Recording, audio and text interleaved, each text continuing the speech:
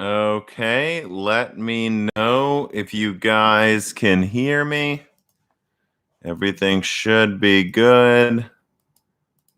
Let me see here. All right.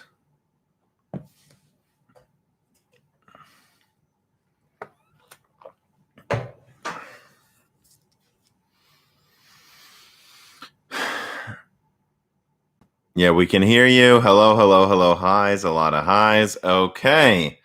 All righty. Good to know that you guys can hear me. Be trying to write down timestamps using this. And let's see.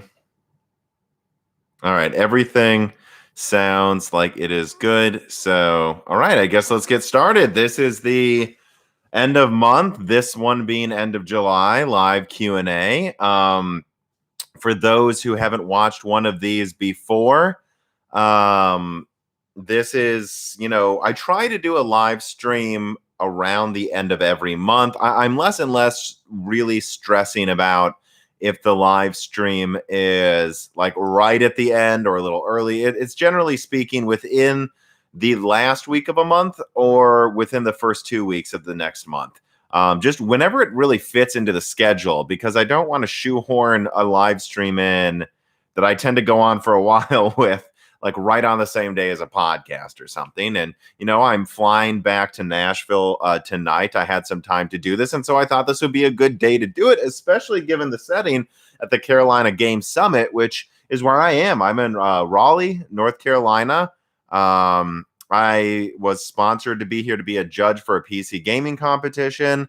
And I'm really here to meet as many game developers, programmers, distributors, suppliers, Nvidia, AMD people as I can. And I have. And I've learned a lot already. I guess the first thing I would say is, guys, like anyone who says they're not making a lot of graphics cards at this point is wrong. They're making them and you're buying them for $1,000. That is why they're selling for $1,000. Oops, I knocked one over. They're selling for $1,000 because people are buying them for $1,000. It's not because they're not making a lot of them. They're making more than previous generations, and they are selling at these prices. Okay.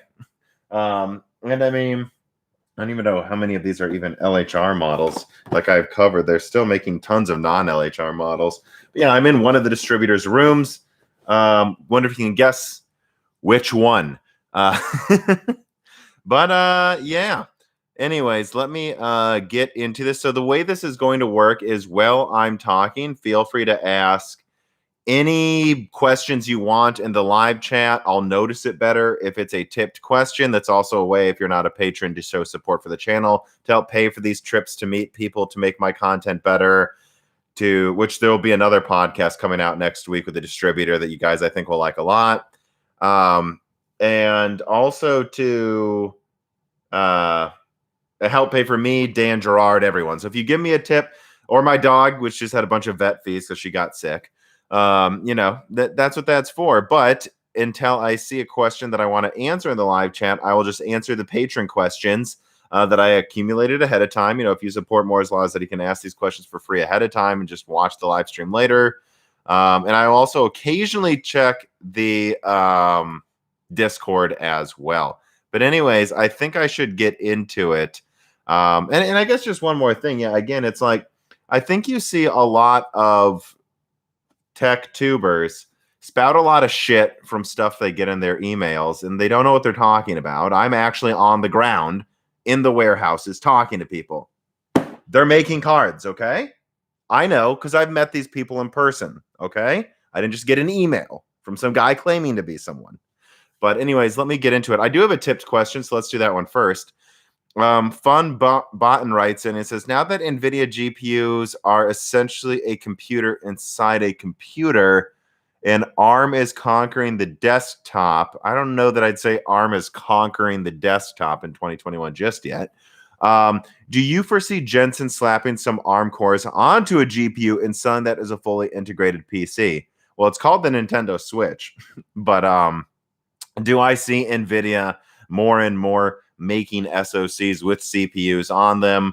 not just GPUs. I mean, they've announced a whole roadmap for products like that. So the answer is yes. Which markets they build these products for is still not, is still not confirmed. Deco writes in and he says Intel Nova Lake Darkmont 2025 legitimate. Well, if you read Video Card's reporting on some random Reddit post, he notes that he talked to me.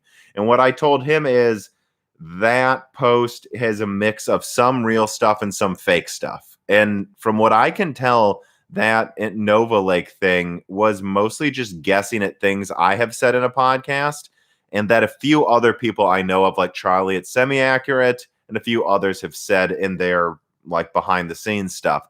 So half of it seemed wrong to me, honestly, or at least I can't 100% verify it. And if you wanted to know what was in that leak, you should have been listening to Broken Silicon. I don't just do leaks about, like, let's say there is a Nova Lake, for example, until I think there's something to say about it. Like my Cypress Cove leak. I was the first one to mention Cypress Cove, but I didn't just tweet Cypress Cove and then, like, ooh, I did it. I tweeted Cypress Cove. I think that doesn't help you at all if you're a viewer. I talked about Cypress Cove when I could confirm launch time frame, pricing, power usage, and if it's competitive in the market. I don't see a point in just vomiting code names. I want to tell a story, and I want to tell people what's happening to the market. So all of those code names in that leak, some of them could be real. Most of them I've already said publicly, or other people have that I know of, and some of the stuff is mixed up. So that's all I can really say about that. I will talk about Meteor Lake, Lunar Lake, and what comes after that when I feel there's something to say. But just know that right now is 2021. So everything coming out before 2023 is basically locked in terms of like what it can be. There's like with RDNA 3, there's some degree of if we can get some things to work, like the Infinity Cache and the Infinity Tiles and stuff. They got Vcache working kind of last minute, so that might actually affect things. But in terms of like the overall designs that they can do, that's locked in. Raptor Lake is locked in. Meteor Lake is probably just about locked in.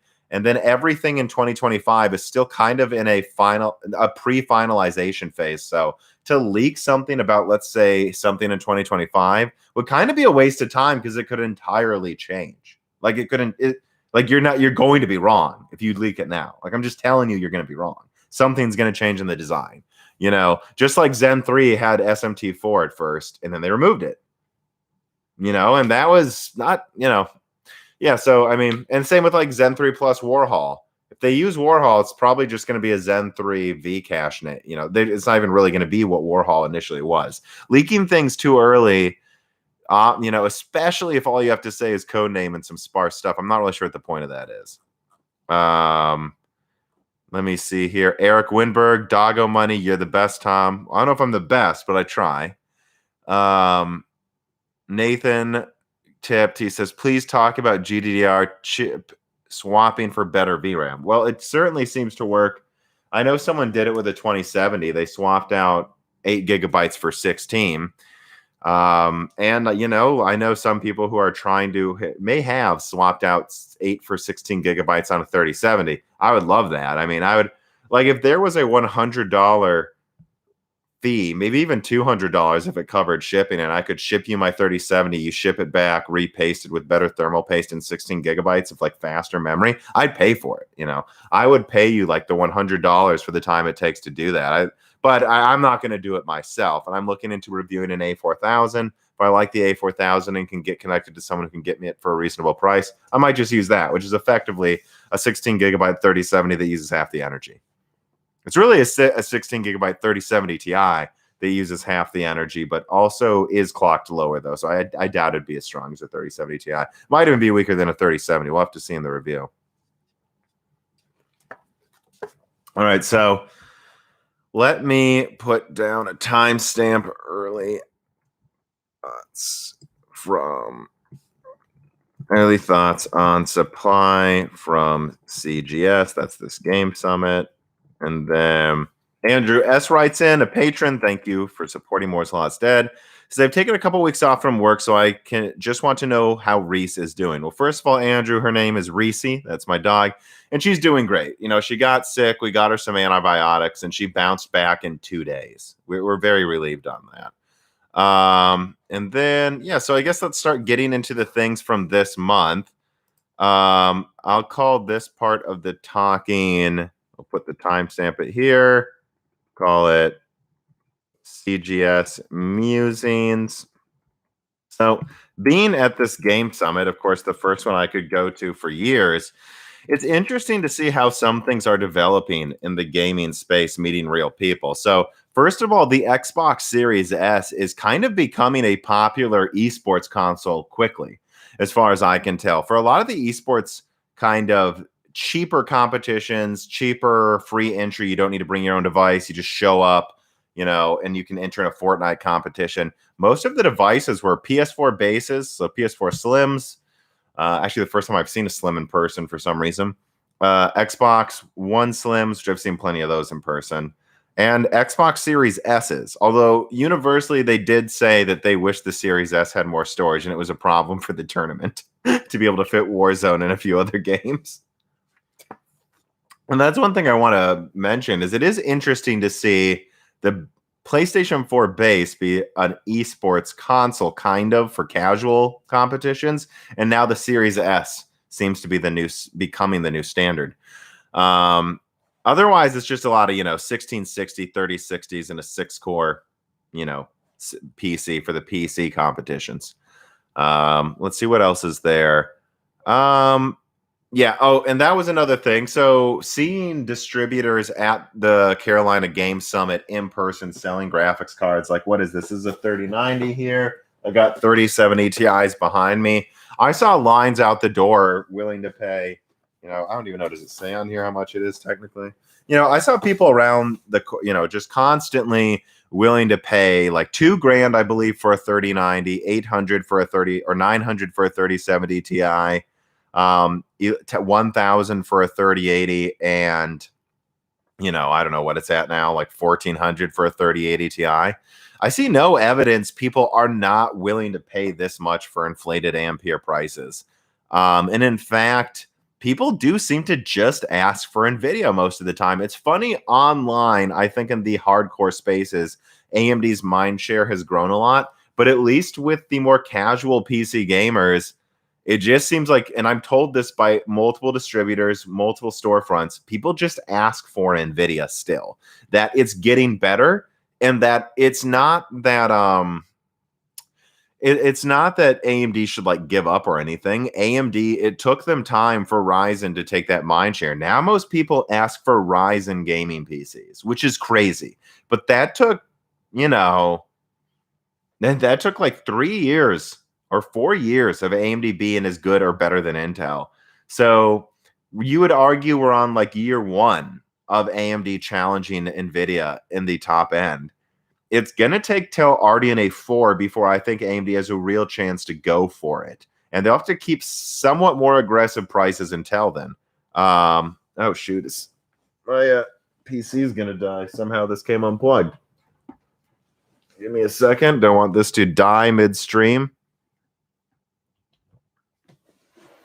There we go. Hopefully I still sound okay, everybody. Let me know in the Discord if everything was running all right. Anyways, though. So let me keep going with what I was saying. But yeah, I mean, I just, seeing people in person buying these graphics cards, I just want to say, like, it just seems the low end is now going to stay 200 to 350. And the mid-range is going to stay 400 to 550. And the high end is going to start. It used to start at like 400. Some people would argue the high-end of graphics used to start at 350. The high-end is now just going to start at 600. And enthusiast is going to stay above 1,000. And it's like, it is what it is. I don't really see this changing anytime soon. I think that prices on gaming products, maybe not just graphics cards, keyboards, everything is going to remain 30 to 50% higher per segment, depending on what the card is. Like the 3060 is never hitting MSRP because of how much RAM it stupidly has for the performance. And then you're gonna have which that's its whole own conversation I've had a few times already. You know, some things will be 50% higher, some things will be 30% higher, but it's I think it's going to stay that way. And I do actually think that there's some degree of inflation, component costs going up where it's semi-justifiable that prices are at least a little higher. But I'm going to put a link in the description, guys. The PlayStation 5 is making a profit, and that's a far more advanced console than the PS4 was. Now, it took like half a year longer for the PS5 to start making a profit per console sold compared to the PS4, but it is nonetheless. And that's, a thing we can use to gauge how much things should cost. The PS4 was profiting at March in 2014. The PS5 is profiting in August of 2021. So it's a more advanced console. I would suggest that means at most prices should be up like 20%, but they're up far more than that for most products. And it's not because of component costs. Component costs are affecting things for sure. There's a reason that I don't think the 3060 is ever really going to hit MSRP. There's a reason that the 6600 XT was always going to be over 300 once they started pricing it out this year, not under 300 like the 5600 XT. But if AMD was being fair, it'd probably be closer to $320, like I think I speculated for a long time it should be. But it's not. It's 380, and that's because they can get away with it because people are paying for it. And all evidence to me is it's because people are willing to pay for it. It's not component prices. That's part of it. It's not just inflation. That's part of it. But it's also demand. Gamers are just swallowing higher prices. And anytime someone asks a company why their prices are staying higher, they'll just say whatever they want you to hear. They'll say, oh, copper is up or whatever. And well, yeah, actually on that note, let me get to a reader mail from a patron. And I do see the tip questions. I'll get to them in a second. Peter Heckman writes in and says, in a recent WAN show, Linus mentioned how increasing raw material costs like copper, aluminum, and plastics may be affecting electronic pricing. Considering that copper only costs a little over $4 per pound, it seems like raw materials would only be a tiny fraction of the cost of producing a new GPU. How much does this actually affect pricing? And I already went into it. I mean, look, higher component costs, especially GDR6, affect things, but not by 50%. Prices should be up 20, 30%. And they actually plan for the tariffs, most of these companies. So it's not like that, guys, it's not like the tariff surprised AMD. Whether you think they don't watch the news, they knew tariffs could be coming when they priced their cards. It's just, I'd say prices should be up about 10 to 20%, maybe 30% for some types of products. But to say that we couldn't make cards close to MSRP in the high end, we could. Like the 3090 is making insane profits. The 3070 Ti is making insane profits, so on and so forth. 3060 kind of needs to actually be $400, but if they really wanted it to, it could probably be $350 with a 20% margin. But they just want higher margins, and gamers are willing to pay them. So let me write that down as a timestamp. Okay.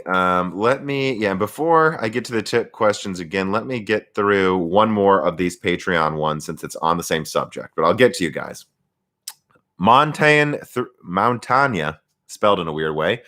Hey, Tom, I want to take the conversation away from the leading edge of performance and the highest end for the moment. AMD noticed in their Polaris launch that most people spend about $300 for a graphics card, and that price point back then was surely the best value for the money. Well, not always, actually. I'll get into that in a second, which I can attest to myself with my RX 580. Yeah, the 480 and the 580 have really aged as just excellent workhorse cards. Similar things can be said for CPUs at 250, especially with the 600 Ryzen. With 6,000 Ryzens, with the current and foreseeable future prices increasing for entire lineups, where is this bang for the buck price point now? Well, I think it's pretty simple. I think the best bang for your buck price point, unfortunately, is going to be the 400 to 600 or even above 400. You might say the 3060 Ti almost is the best bang for your buck card now if you're not in 4K, I guess. But otherwise, I'd say the 6700 XT gives you 50% more RAM and, 5% more performance at most things. So it's like, that one's 20% more. But again, you get more RAM, you get more performance, and it overclocks better as well. Let's not forget how well RDNA 2 overclocks. So I really think the best bang for your buck's going to be between like 430 and 550 moving forward. And like I just covered, that's because that's the new mid-range. You wrote in Montagna and you said the mid-range is the best bang for your buck. Well, correct. The mid-range used to be $300, but I have a 3070 right now, and a 3070 is a mid-range graphics card. It goes GA102, GA104, GA106. Guess which one is in the middle? 104. 104 is in the middle, and the 3070 is actually a cut-down card, right? That's a mid-range card.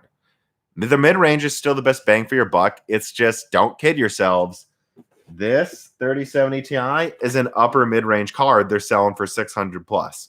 And it's just time to accept that the mid-range is now as expensive as the high-end used to be.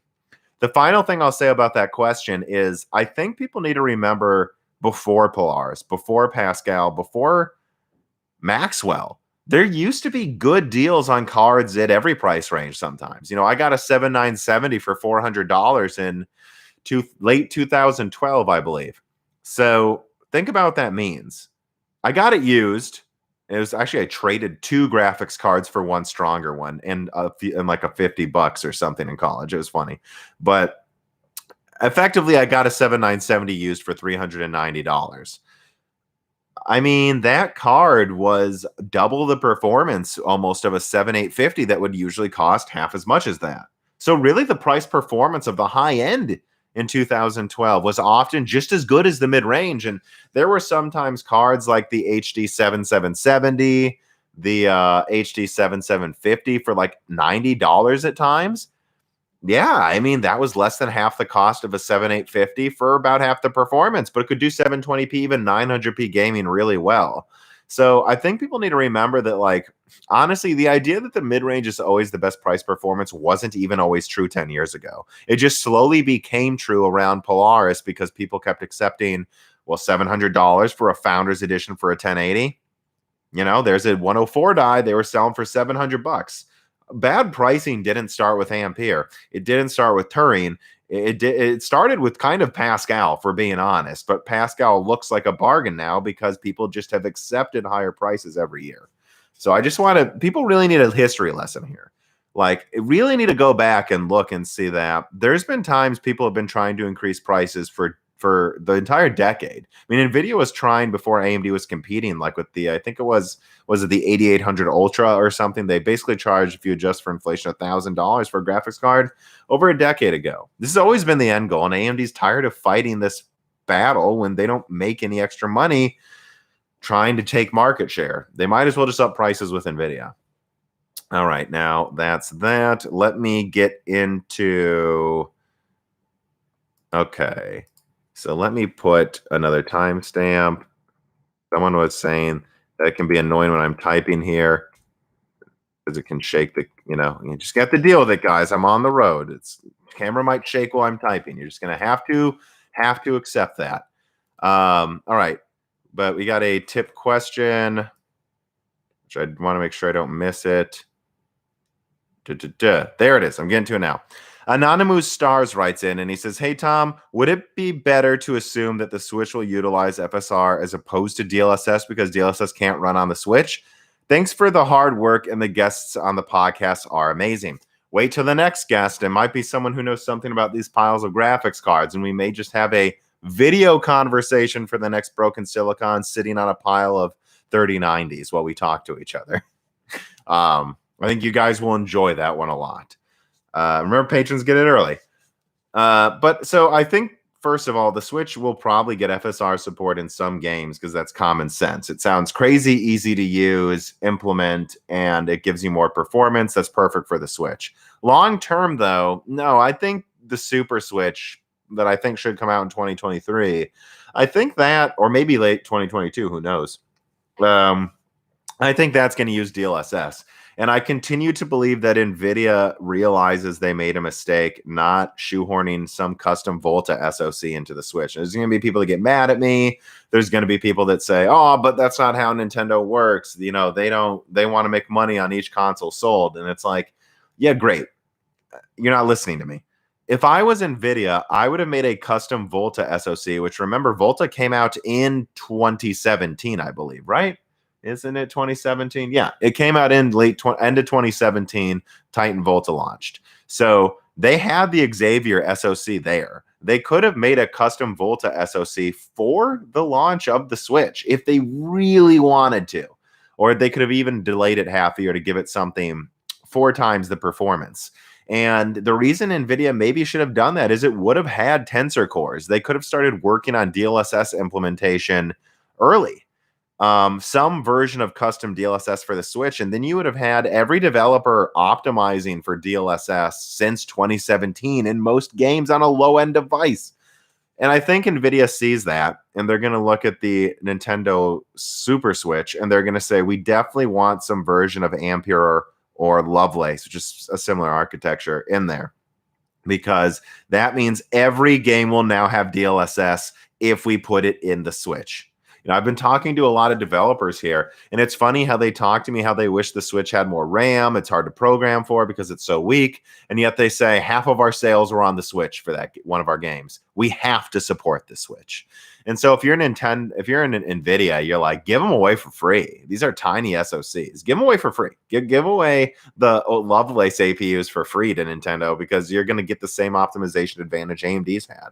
Again, imagine if AMD did not have GCN in the PS4 and they were like programming for the HD 6000 series.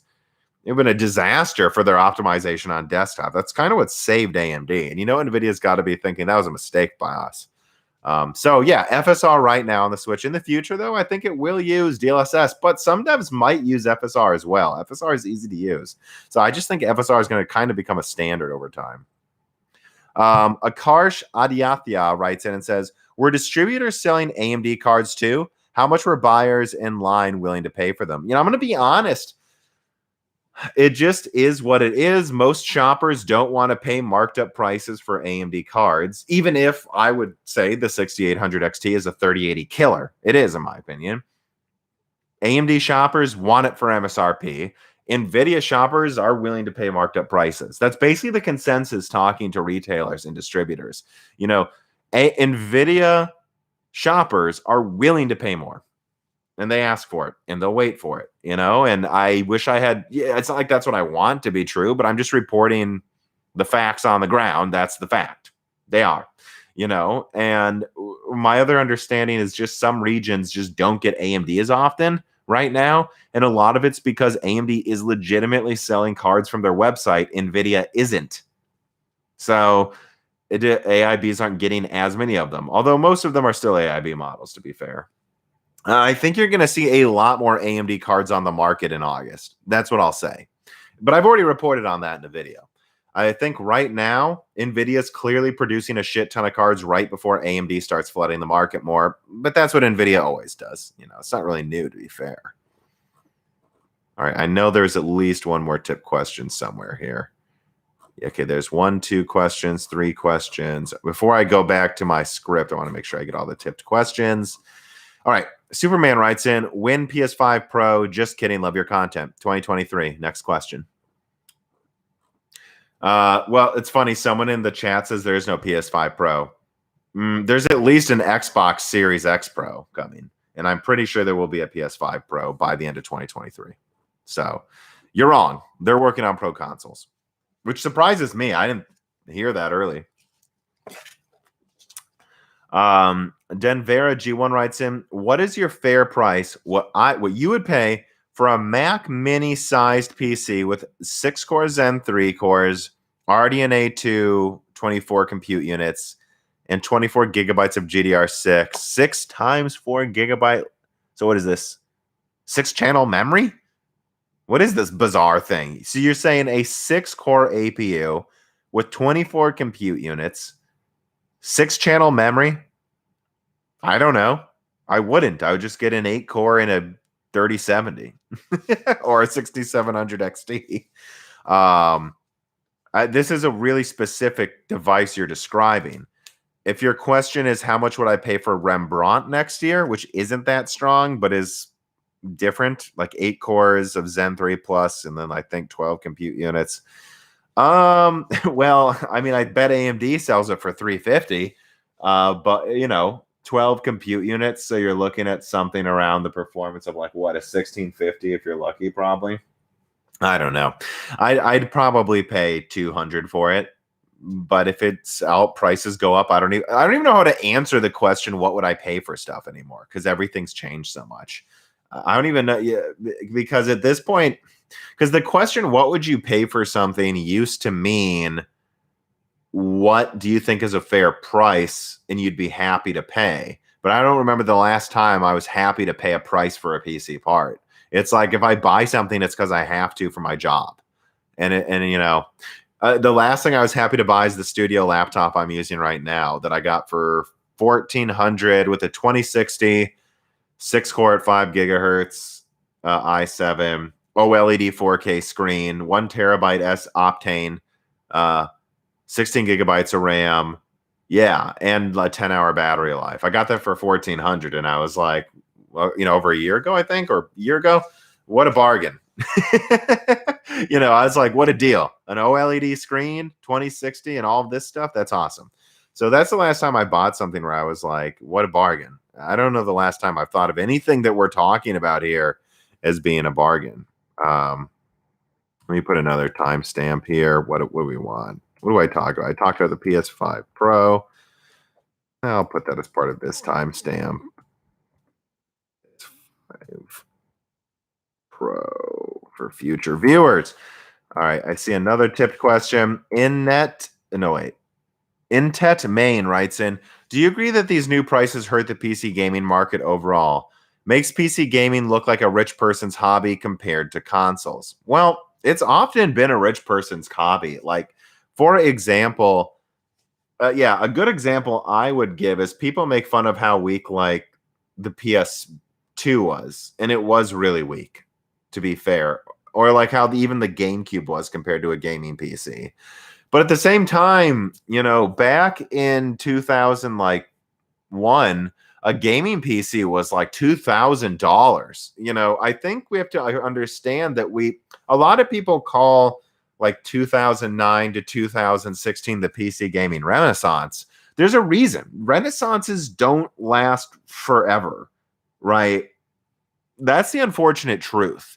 And I think a lot of people grew up in this Renaissance period. Either they got in Maxwell, Pascal, Polaris, and they're like, when are we going to go back to those prices? The one thing I have to admit is I'm not sure those prices were the norm, right? I mean, when I was first getting into PC gaming, it was way more expensive, relatively speaking, than it was 10 years ago during the Renaissance.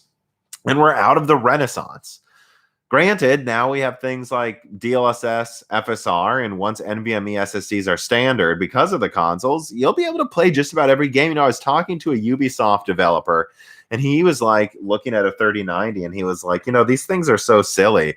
As long as you have something stronger than a 2060 and a good SSD and processor, you're going to run all of the games and they'll look okay. Like, he just didn't get it. This Ubisoft dev, he's just like, people are paying up the yin-yang for questionable amounts of better image quality. I'm just worried about making a good game, and I think so. That's the good news, is that unlike 15 years ago where a new game would come out and you literally couldn't run it if you didn't have the newest card, you're gonna be able to play these games.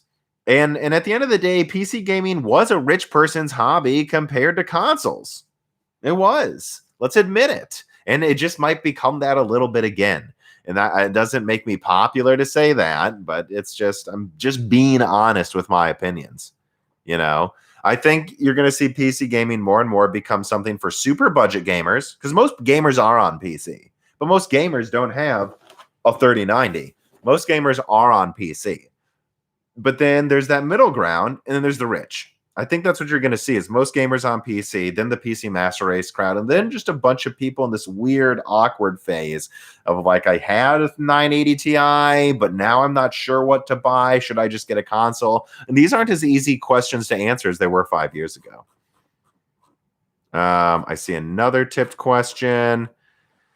Madhu Versus writes in, now that 8K TVs are slowly flooding the market, can you slowly flood? Which one is it? Is it slowly entering the market or flooding, my friend? But anyways, let me continue my question. Will Nvidia come out with an Ampere SoC shield?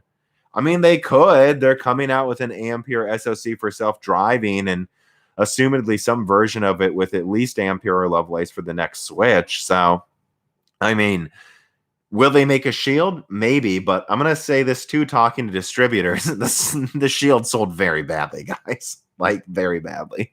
If I was Nvidia, I would just focus on making the Switch 2 as good as possible and then maybe worry about, yeah, maybe maybe worry about the some Shield replacement later when you can make like the bad yields of it or the good yields of it be sold for the people that want that. But most people didn't buy it. So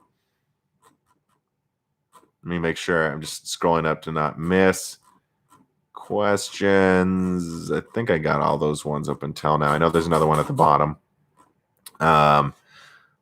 Let me do that here. Super Switch was part of that talk too, if I remember right.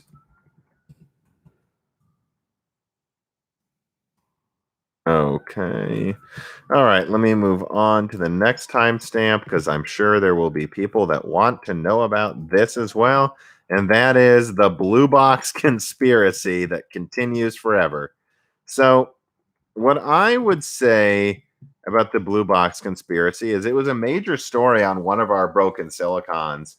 I think a month ago, 2 months ago, and Dan's opinion was that it could be real. I kind of sometimes I let Dan take over the stories, and he does a good job when you give him time to do research, like a really good job. I saw a lot of comments in the last Dan episode of Broken Silicon saying Dan killed it today. And it's like, yeah, if you give Dan time, he's like a PhD. He's about to be a doctor in genetics. He's really smart. He likes PC gaming as much as me, or at least gaming as much as me.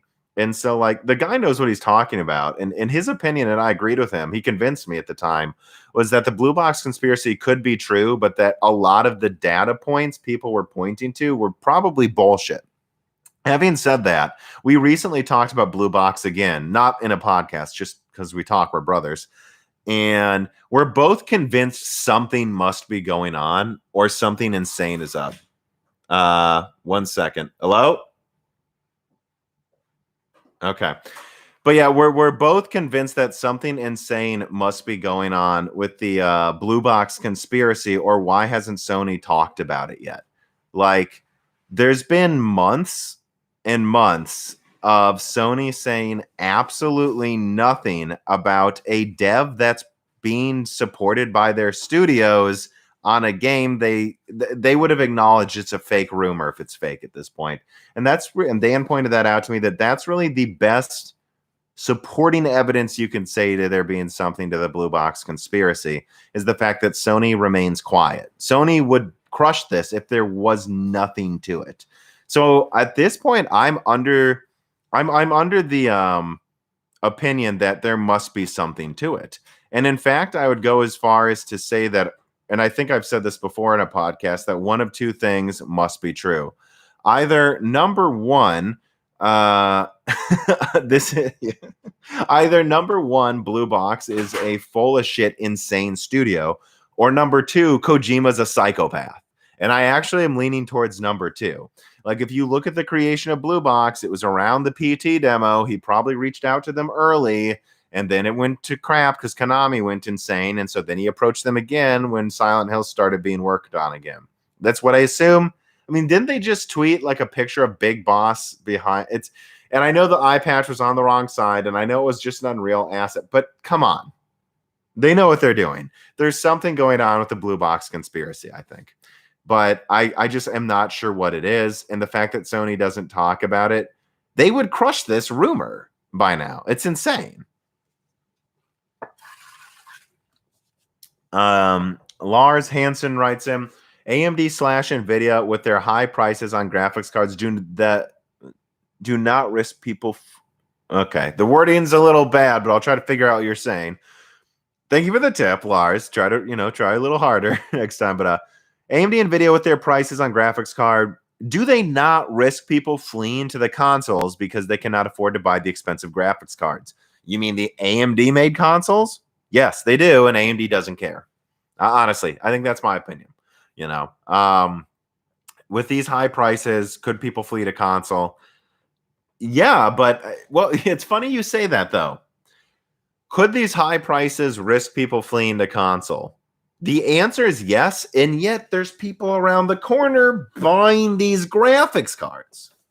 So I'm sorry, I'm forced to conclude that AMD gamers may flee to consoles, but that Nvidia gamers are willing to not buy AMD graphics cards, I'm told, and just wait for a $1,000 3080. I've been told from multiple distributors that's a thing. That and system pre-built people. And there's very good pre-built people here. My next guest owns a system integrator that does very good work.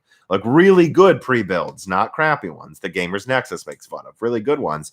And they're all like, yeah, I have people where there'll be like a waiting time of 2 months to get their gaming PC.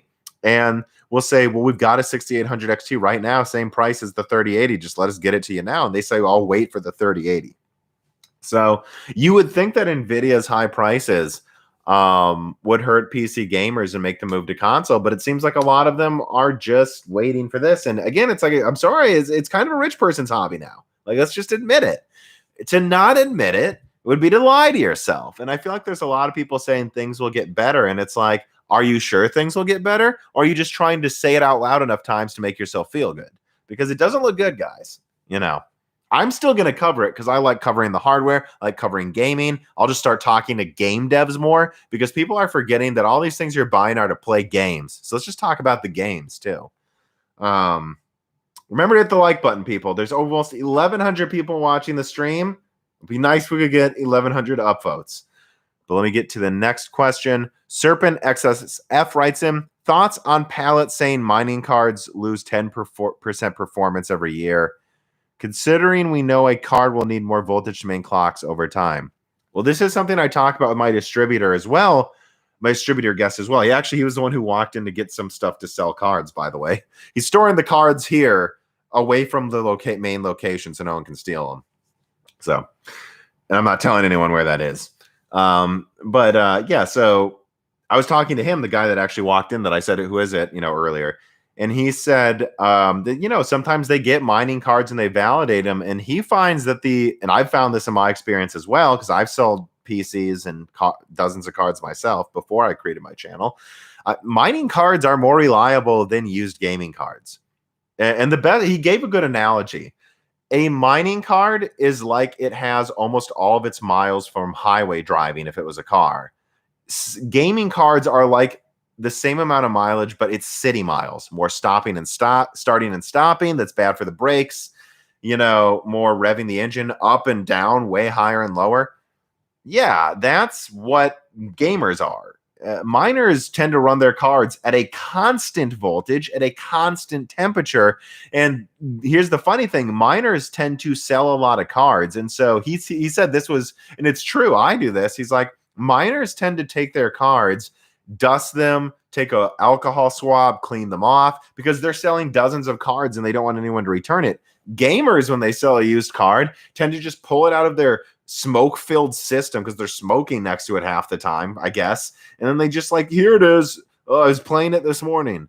A miner checks it a week ahead of time, cleans it, dusts it, packages it. A gamer tends to just give you a dusty card that smells like cigarettes. So what I would say is, a lot of the things these companies say about reliability and longevity aren't strictly lies, but in the real world, it's not true. Mining cards have just as good of a chance of being reliable after long-term use as gaming cards. And in fact, I've never had a mining card break. I've had Vegas sit there for years, literally 3 years straight, mining at a constant fan speed and voltage, never have a problem. I've had gaming cards break. So let's leave it at that. Don't be afraid to buy a mining card. Just try to get a card from a good seller. Doesn't matter if it was used for mining or gaming. Just get it from a good seller. Okay, let me double check that I'm not missing anyone from up there. I got you. Okay.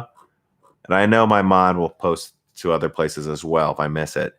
Hot Wheels writes in, Nvidia buyers are willing to pay a premium because of the superior RTX performance, DLSS 2, NVENC, and other NVIDIA-specific features. You know what, Hot Wheels? Apparently, NVIDIA buyers are also willing to pay $5 to run an ad for NVIDIA for free. because that's what you just did. You just paid me to run an Nvidia ad. You're right. Nvidia's got the craziest fans. Good for Nvidia. 3 biggest things from this month that you want to touch on one more time. Okay, so let me see here. I think there's another Hot Wheels question. Another free ad for Nvidia from one of Nvidia's fans. Don't have to like it, but Nvidia cards do have higher value add in this gen. I do hope that AMD catches up to gen costs because we need more competition. I mean, look, man, everything you've said, Hot Wheels, and I do appreciate the tip, but it's like, I don't use NVENC. DLSS 2.0 is useful sometimes, but I think FSR is better. And RTX performance isn't better. It isn't better. It's just in more older games. So I guess, are you willing to play? So did you buy? Right. So if you buy a 3060, did you buy a 3060 to play Battlefield 5's ray tracing? Because that's when it fucking wins in ray tracing. Most people are playing Resident Evil 8 now. And the people playing Resident Evil 8, guess what? Runs just as well on RDNA 2. So sure, buy Ampere if you want to run ray tracing in 3-year-old games better. That's a weird reason to buy a $1,000 graphics card, but if that's your thing, go for it, man. I wonder if anyone can actually hear what they sound like.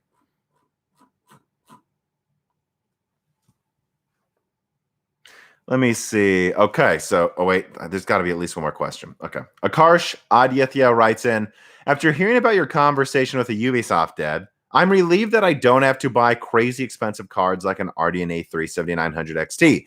I hope I can squeeze 5 more years out of my current 5700 XT.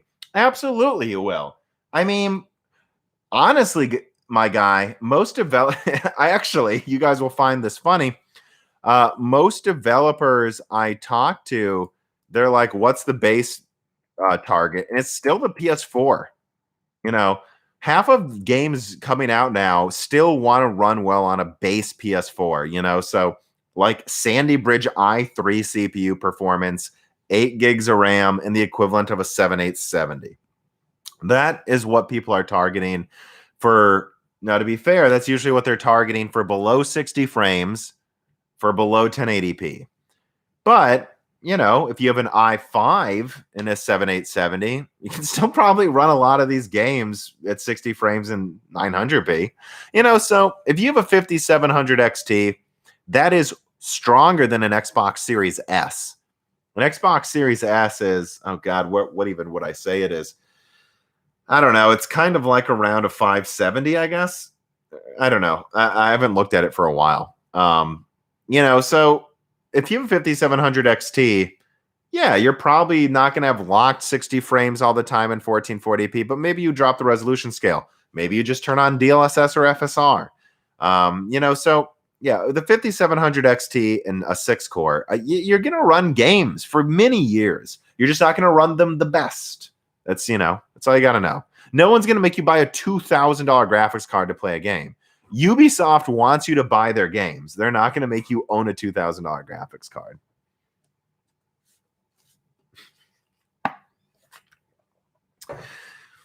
Oh, I got Nvidia fanboy mad. It's amazing that I can be called an AMD fanboy when I'm sitting in a room full of Nvidia cards using a PC with an Nvidia graphics card. At home, I have an Nvidia graphics card. Look at me. It's like, I'm an AMD fanboy. Why am I using a PC with an Nvidia graphics card? So if all of my systems run Nvidia and you think I'm an AMD fanboy, then you must be like the biggest Nvidia fanboy on earth. I bet Nvidia wishes everyone was an AMD fanboy like me and owned multiple of their graphics cards. They should be so lucky. Let me see here. So let me get into... So I've already touched on a lot of this. So let me just add a timestamp here. Zen 3 Threadripper.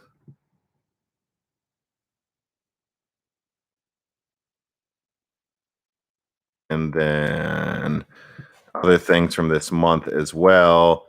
I've already basically talked about the Switch. Yeah, Lovelace. We'll talk about Lovelace a little too. Yeah. PI input. Okay, so let us see then. All right, so things from this month. I'm finally here to it. You guys are asking a lot of questions, which is good, but I also like to recap some of the things from this month. So, beginning of this month being July, this is the July live stream, I did a 3080 Ti review. It's funny talking about the 3080 Ti to distributors. A lot of them don't know why people are buying them, frankly. Like they get the 3090 for creators, the 3060 for cheaper creators. They get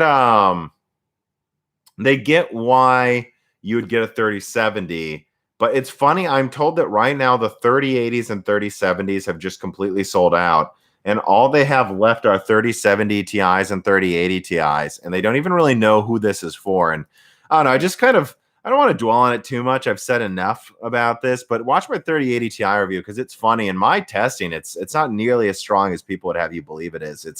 It is one of the strongest cards, but if we're being honest, 6800 XT, 6900 XT, A5000, A6000, the W6800, like all of these cards are like within 10% of each other, and just one of them's really expensive and has less RAM than the other ones. 3080 Ti. But let's move on.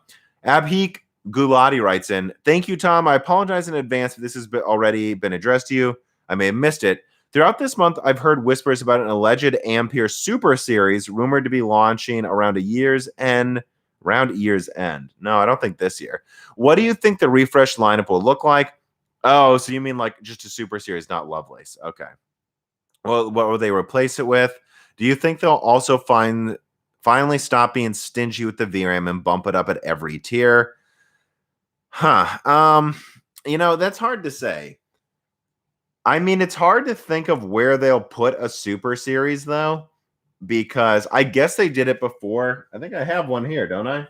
Don't I have a 1660 Super around here?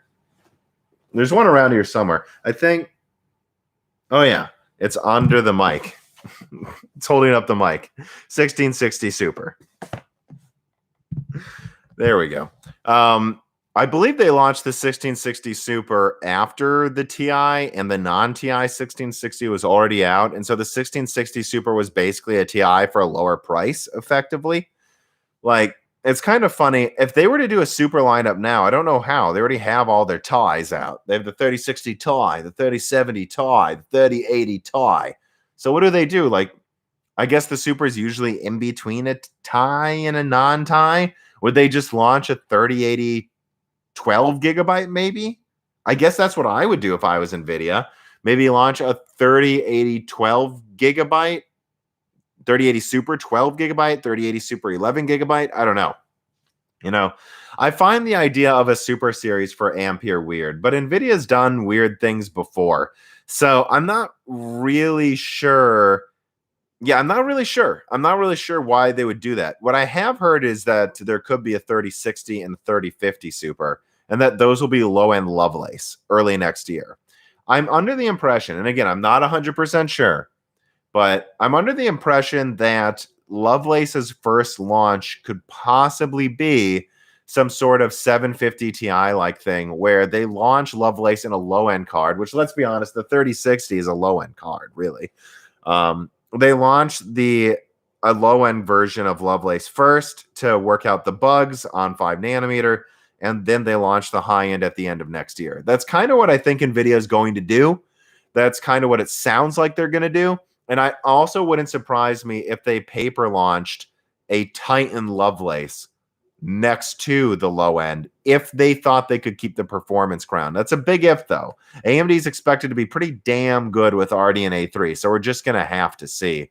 But yeah, and I would just also say that no one should double down on Lovelace yet. It's over a year away. The way they might launch and segment Lovelace is to be determined, And let's remember, almost no one knew about the CUDA core count even on Ampere until the day it came out. And in fact, NVIDIA had been lying to AIBs about where some of their cards were made until the day of. I was told by an AIB the morning of the Ampere reveal that it was 7 nanometer, and then it wasn't. So NVIDIA, you got to be careful. I would just remind all leakers to be careful with what you think you know about Lovelace. What I can say is it's expected to be at least 60% better than Ampere. What I can say is that I expect some Lovelace cards to come out next year. And what I can say is I don't think the full lineup will be out until the end of next year. Outside of that, I'm not doubling down. If some other tech tuber or Twitter person thinks they know more, and maybe they do, then go for it. But I just be careful. And then the Super Switch, I don't really want to talk about that. Just a reminder, I did a Super Switch leak. I've talked about the Steam Deck. I'm talking to developers about the Steam Deck. If you want to ask specific questions about the Steam Deck in the live chat, I'll answer them. But otherwise, maybe I'll do a video analyzing if it's going to be successful or not, which would be risky because if I'm wrong, people will just make fun of me. But I mean, I don't know. There's a lot of developers talking about the Steam Deck or should I say, there's a lot of developers that have interesting opinions on the Steam Deck, so I might do a video on that. But otherwise, remember, I've done a leak on Lovelace and the Super Switch. Okay. Back to some tipped questions. Camaro85 writes in and says, with my 9900K and my 3090 now playing 4K on an LG 48CX, well, you basically have the best gaming system ever. You have a 4K OLED monitor, an 8-core at 5 gigahertz, and a 3090. Yeah, you're doing pretty well. I should say a 4K OLED 120 hertz monitor. You're doing pretty well. He goes, when will I ever need to upgrade my CPU and motherboard? I can only see one reason, and that is PCIe Gen 5 when the 4090 is too slow in the PCIe 3.0 slot. Yeah, that'd be the only thing I would even imagine, But yeah, so this is one of those things where people will fight me on it. And I just am being honest. It's one of these questions where I have to be careful how I answer it. Let me put a timestamp here. Let me see. Keeping me upgrading for 4090. So when you ask me, when will I need to upgrade something? The answer is this. If the 4090's PCIe 5.0, 3.0 will hold it back some. How much, though? Maybe 1%? Is that worth building a new system? Most people would say no. What if it's 5%, though? You're someone who bought a 3090. I assume if you buy something like this, you like the best. Or why did you spend so much money? And if you think about it, the difference between this and a 3080 or a 6800 XT is like 15% performance. Most, more like 10, less than 10%. So if you're willing to spend that much extra for 10% more performance, maybe you are willing to spend a bunch more money to go to PCIe 5.0 for 5% more. I don't know. That's all I'm saying. The short answer is, could it hold it back a little bit? Maybe. But I wouldn't worry about it nor upgrade until you're sure in your specific game it will hold it back. Because when you look at like PCIe bandwidth and like how that limits performance, in like 2014, 2015, I think Rise Son of Rome, Google it, Tech Power Up did a test. Tech Power Up tested Rise Son of Rome after PCIe Gen 3 was standard in the consoles, and they found that game was massively held back if you didn't have enough PCIe bandwidth. But that was just one game. How many people really played Rise Son of Rome? It wasn't like it was Fortnite. It's not like everyone played it. So I would just say there will be games that could be held back, but make sure it's the games you're playing because most won't make a difference. That's the best answer I can give. Paul W. writes in, what do you think of Greymon55? I assume that's a Twitter person's claim that Navi 33 is going to launch first in 2022. Oh, so you're saying low-end RDNA 3? That's funny he says that because I've heard Lovelace may launch low-end first. I don't know. I mean, the reason they might do that is, well, I don't want to get into the design of RDNA 3 yet, but there's reasons they might do that. And one of the biggest reasons being is how much they've neglected the low end. Maybe that's why they would launch a low-end Lovelace, a low-end RDNA 3 first, both because of how much these companies have neglected the low-end generation for obvious business reasons, and also because, I mean, they want to get a leg up in laptop. I mean, AMD's got the best laptop gaming chips, kind of, besides maybe Tiger Lake. Who knows? Maybe Intel will recapture it with Alder Lake, but then Rembrandt's coming out and Monet for low end. 12 nanometer Zen 3. Like there's stuff. AMD has kind of got the best, especially if you consider price performance, gaming laptop processors. So going to laptop first with RDNA 3 makes a lot of sense to me. So AMD could bundle their good gaming processors with their efficient next-gen graphics cards, because the high end doesn't really need them right now. We've got powerful graphics cards. So, and people are willing to pay for them. So I'm not gonna like say what's true or not, you know, but and I don't know who this person really is, but what I will say, and that's not an insult, I just don't know. But what I will say is that I can see reasons why both companies would service the low end / laptop first. It would make a lot of sense, especially Nvidia, where Ampere's laptop performance is not that much better than Turing's, if at all. Let's just be honest. Let me go back. Let me make sure. Oh, I think there's another tipped question. There's 2 more tipped questions. Let me double check that I haven't missed any. Let's see here. Lomans writes in, you covered DLSS input latency, but I was not able to find any sources to back this up. You're the only person on the internet who states this. No, I'm not. AMD certainly talks about it a lot.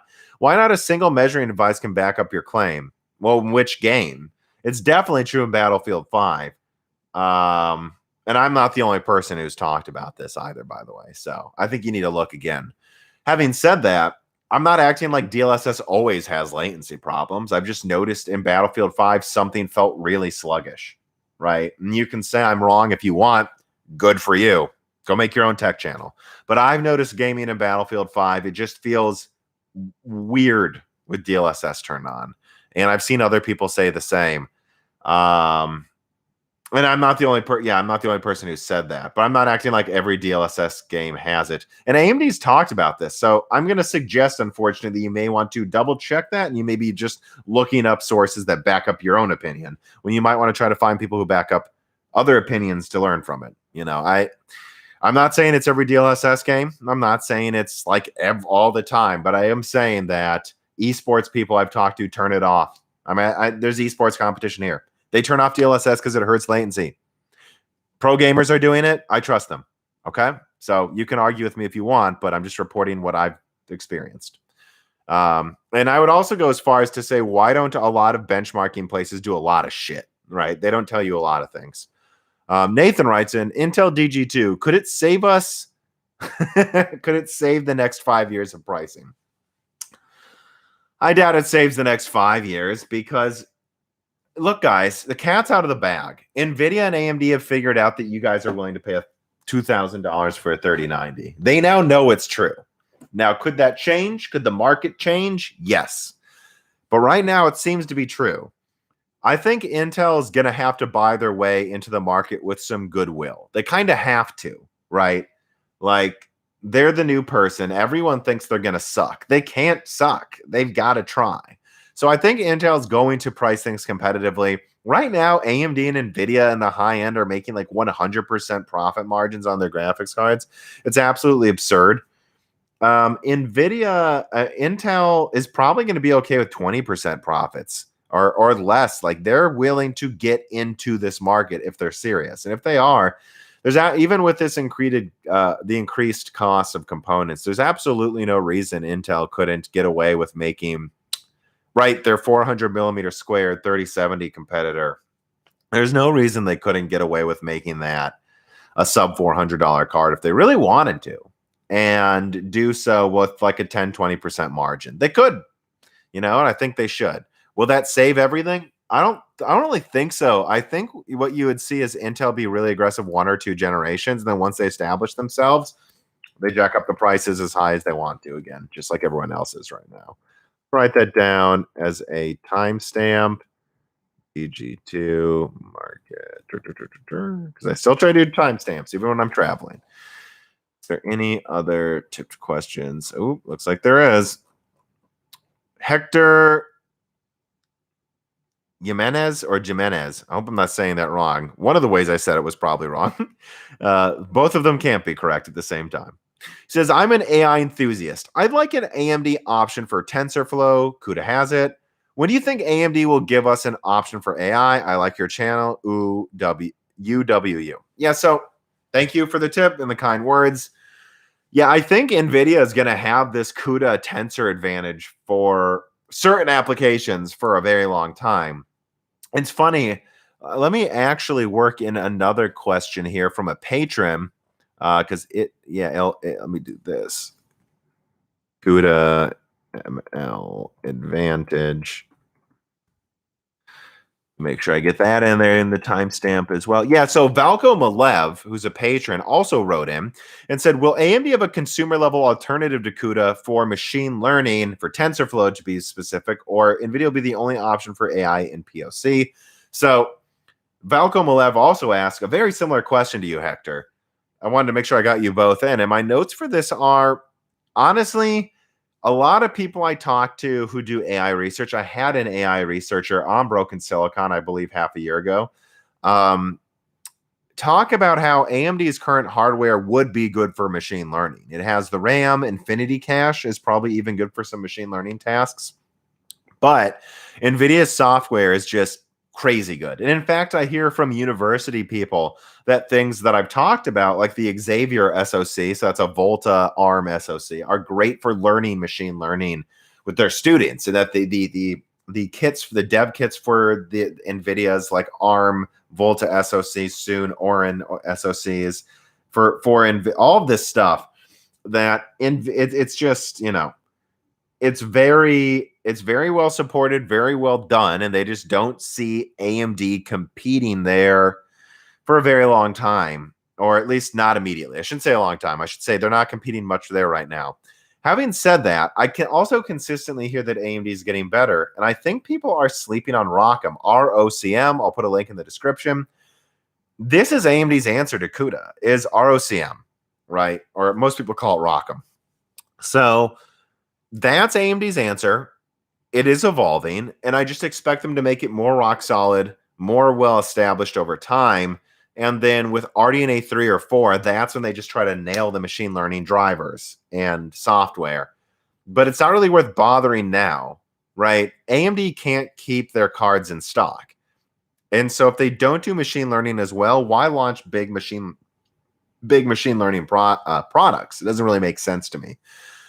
My guess is they're just going to evolve ROCm until it's good enough for RDNA 3 or 4 to make a big deal out of it at RDNA 3 or RDNA 4's launch. That's my answer to you. When do I think AMD will? I think they will try to combat NVIDIA in these other spaces. It's just not going to be for a couple years. That's honestly my answer. So let me cross out that question. Okay, let me see. I know there's another tip. Let's see. Kyle writes in, caveat, I know I am a CPU RAM bottlenecked person. Okay. Dual Xeon 2643 V3 and 2133 megahertz RAM. All right. With a 2080 Super. Average is 60 to 80 frames per second in WZ. So, I assume that means Warzone. Advice on upgrading CPU RAM. Well, let me see here. You did give me a tip, so I'll put a little bit of effort into this here. Because I don't know the performance of every Xeon that you give me off the top of my head for sure. So you've got dual Haswell. Okay. Oh, and each one has 6 cores. So you've got 12 cores, 24 threads at 3.4 gigahertz that boost to 3.7. Yeah, it's probably the RAM and just the fact that like games are often built for low latency, and you've got 2 Xeons. Like, honestly, man, your system's really powerful. Like, I have a friend who I helped build a PC in 2016, and I bring up all the time, Brock. And he had to decide between going to Broadwell E, a $450 6-core, or going with and that was like, yeah, $450 for 6 cores, or higher clocked quad core Skylake for like $350. Also, the motherboard was more expensive for the Broadwell E. So he's like, am I really going to spend $200 extra when in most games this won't be good for gaming, for better multitasking, and the hope that it ages better than Skylake? He didn't want to. But then we found him a Broadwell E for $240, an engineering sample on eBay. It was a 10-core Broadwell E for $240. I certainly wish I would have bought it. I wouldn't have needed to get Ryzen if I had that, but it wasn't on the market or it wasn't in stock when I built. So I had Skylake. At least I got a good deal. I got it for less than $300. So at least I got that i7 for a good deal. But, you know, I would give you the same advice that I keep giving to my friend. Your 10-core Broadwell E is not going to be a 120 hertz gaming CPU. Your dual Xeon system is not going to be a 120 hertz gaming CPU. It will run way above 30 hertz and around 60 for a very long time in most games because you have the cores and the threads to keep up. And so it's just up to you. Do you want to do 120 hertz gaming? Well, then I'd recommend going with like a 5900X. Don't go from 12 cores to 12 cores at way higher clocks with the latest RAM, because that's, there's going to be some games where your system's pretty decent still. You've got 12 Haswell cores. I know their clock's lower. I know it's not an ideal gaming system, but, it's not weak. So it's just, do you want 120 hertz? If you do, well, you're going to need to do quite an upgrade for it to feel like everything's better. But, yeah, 5900X would be way better at 120 hertz gaming. So that's all I can really say, because I know a lot of people who would have like a dual Xeon system would be like, well, I don't want to go to 8 cores. Then it feels almost like a side grade. It's really not a side grade. 8 Zen 3 cores are way better than 12 Haswell cores for gaming. But, I assume there's a reason you have dual Xeons. Maybe it was just a good deal. I don't know. Also, remember, Alder Lake's coming out this year.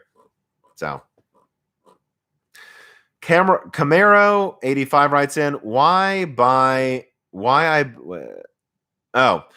I buy a 3090, you ask? I did not ask, but you can tell me. Well, there were no 3080s in stock, and the 3090 was available, and my 1080 Ti was getting boring, so I said, what the H? And I also got $400 for the 1080 Ti. So he's like, yeah, I paid $1,200 because I could. That's fine. That's fine. I don't care if you buy a 3090. I'm not saying you're evil or stupid or bad. That's not what I'm saying. What I'm saying, though, is just don't lie to yourself about why you did it. You did it because it's a hobby. And there's people around the corner, around the block, lining up to get 3090s for $2,000. A lot of people have a disposable income. A lot of people have a big gaming hobby. Good for you. It's just, don't lie to yourself for why it made sense. You bought a sports car because you wanted to have fun in a sports car. That type of a thing. Don't convince yourself you bought a Corvette because it's really more practical, than a cheaper crossover. That's not why you bought it, dude. Be honest. And I speak as someone who likes fast cars occasionally. It's like, I'm not going to tell myself it's the most practical option, though. And I think PC gamers just need to admit to themselves that why you're buying things. Just don't make us have to say you're the smartest person for doing it. You're doing it because it's fun. That's okay. Sharper Robin writes in, thoughts on selling a GTX 1080 for $400 to $500 on eBay and getting the 6700 for $750. I don't think it's a bad idea. I'll say it. If you can get a 6700 XT, so you're paying $250 net to, because right, a 6700 XT is basically a 12 gigabyte 2080 Ti.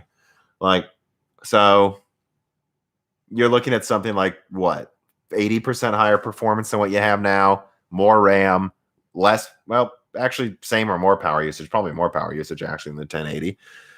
Pascal is pretty damn efficient.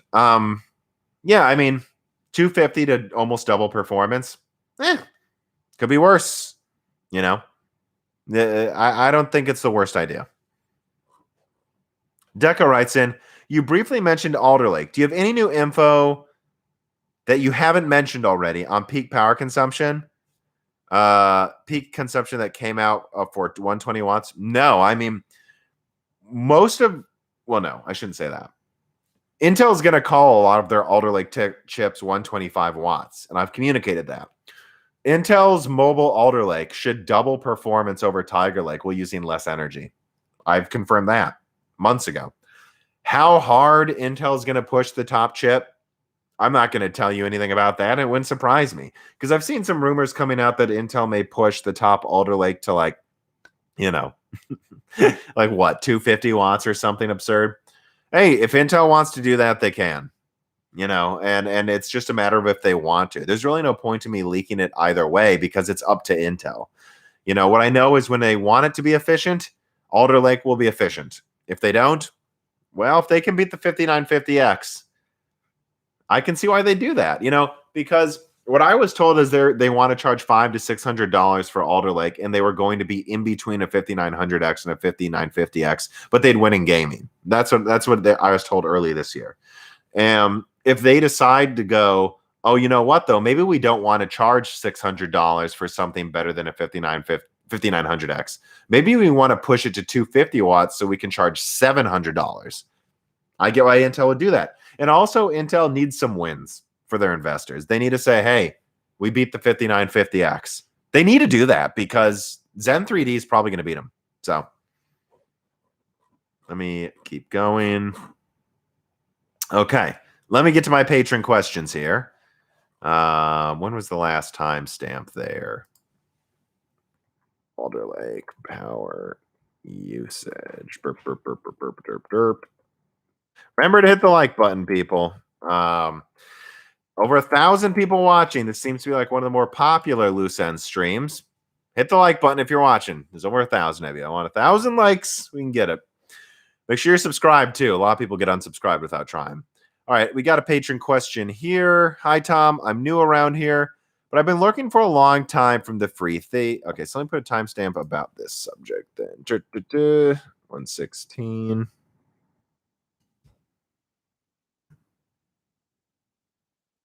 Okay.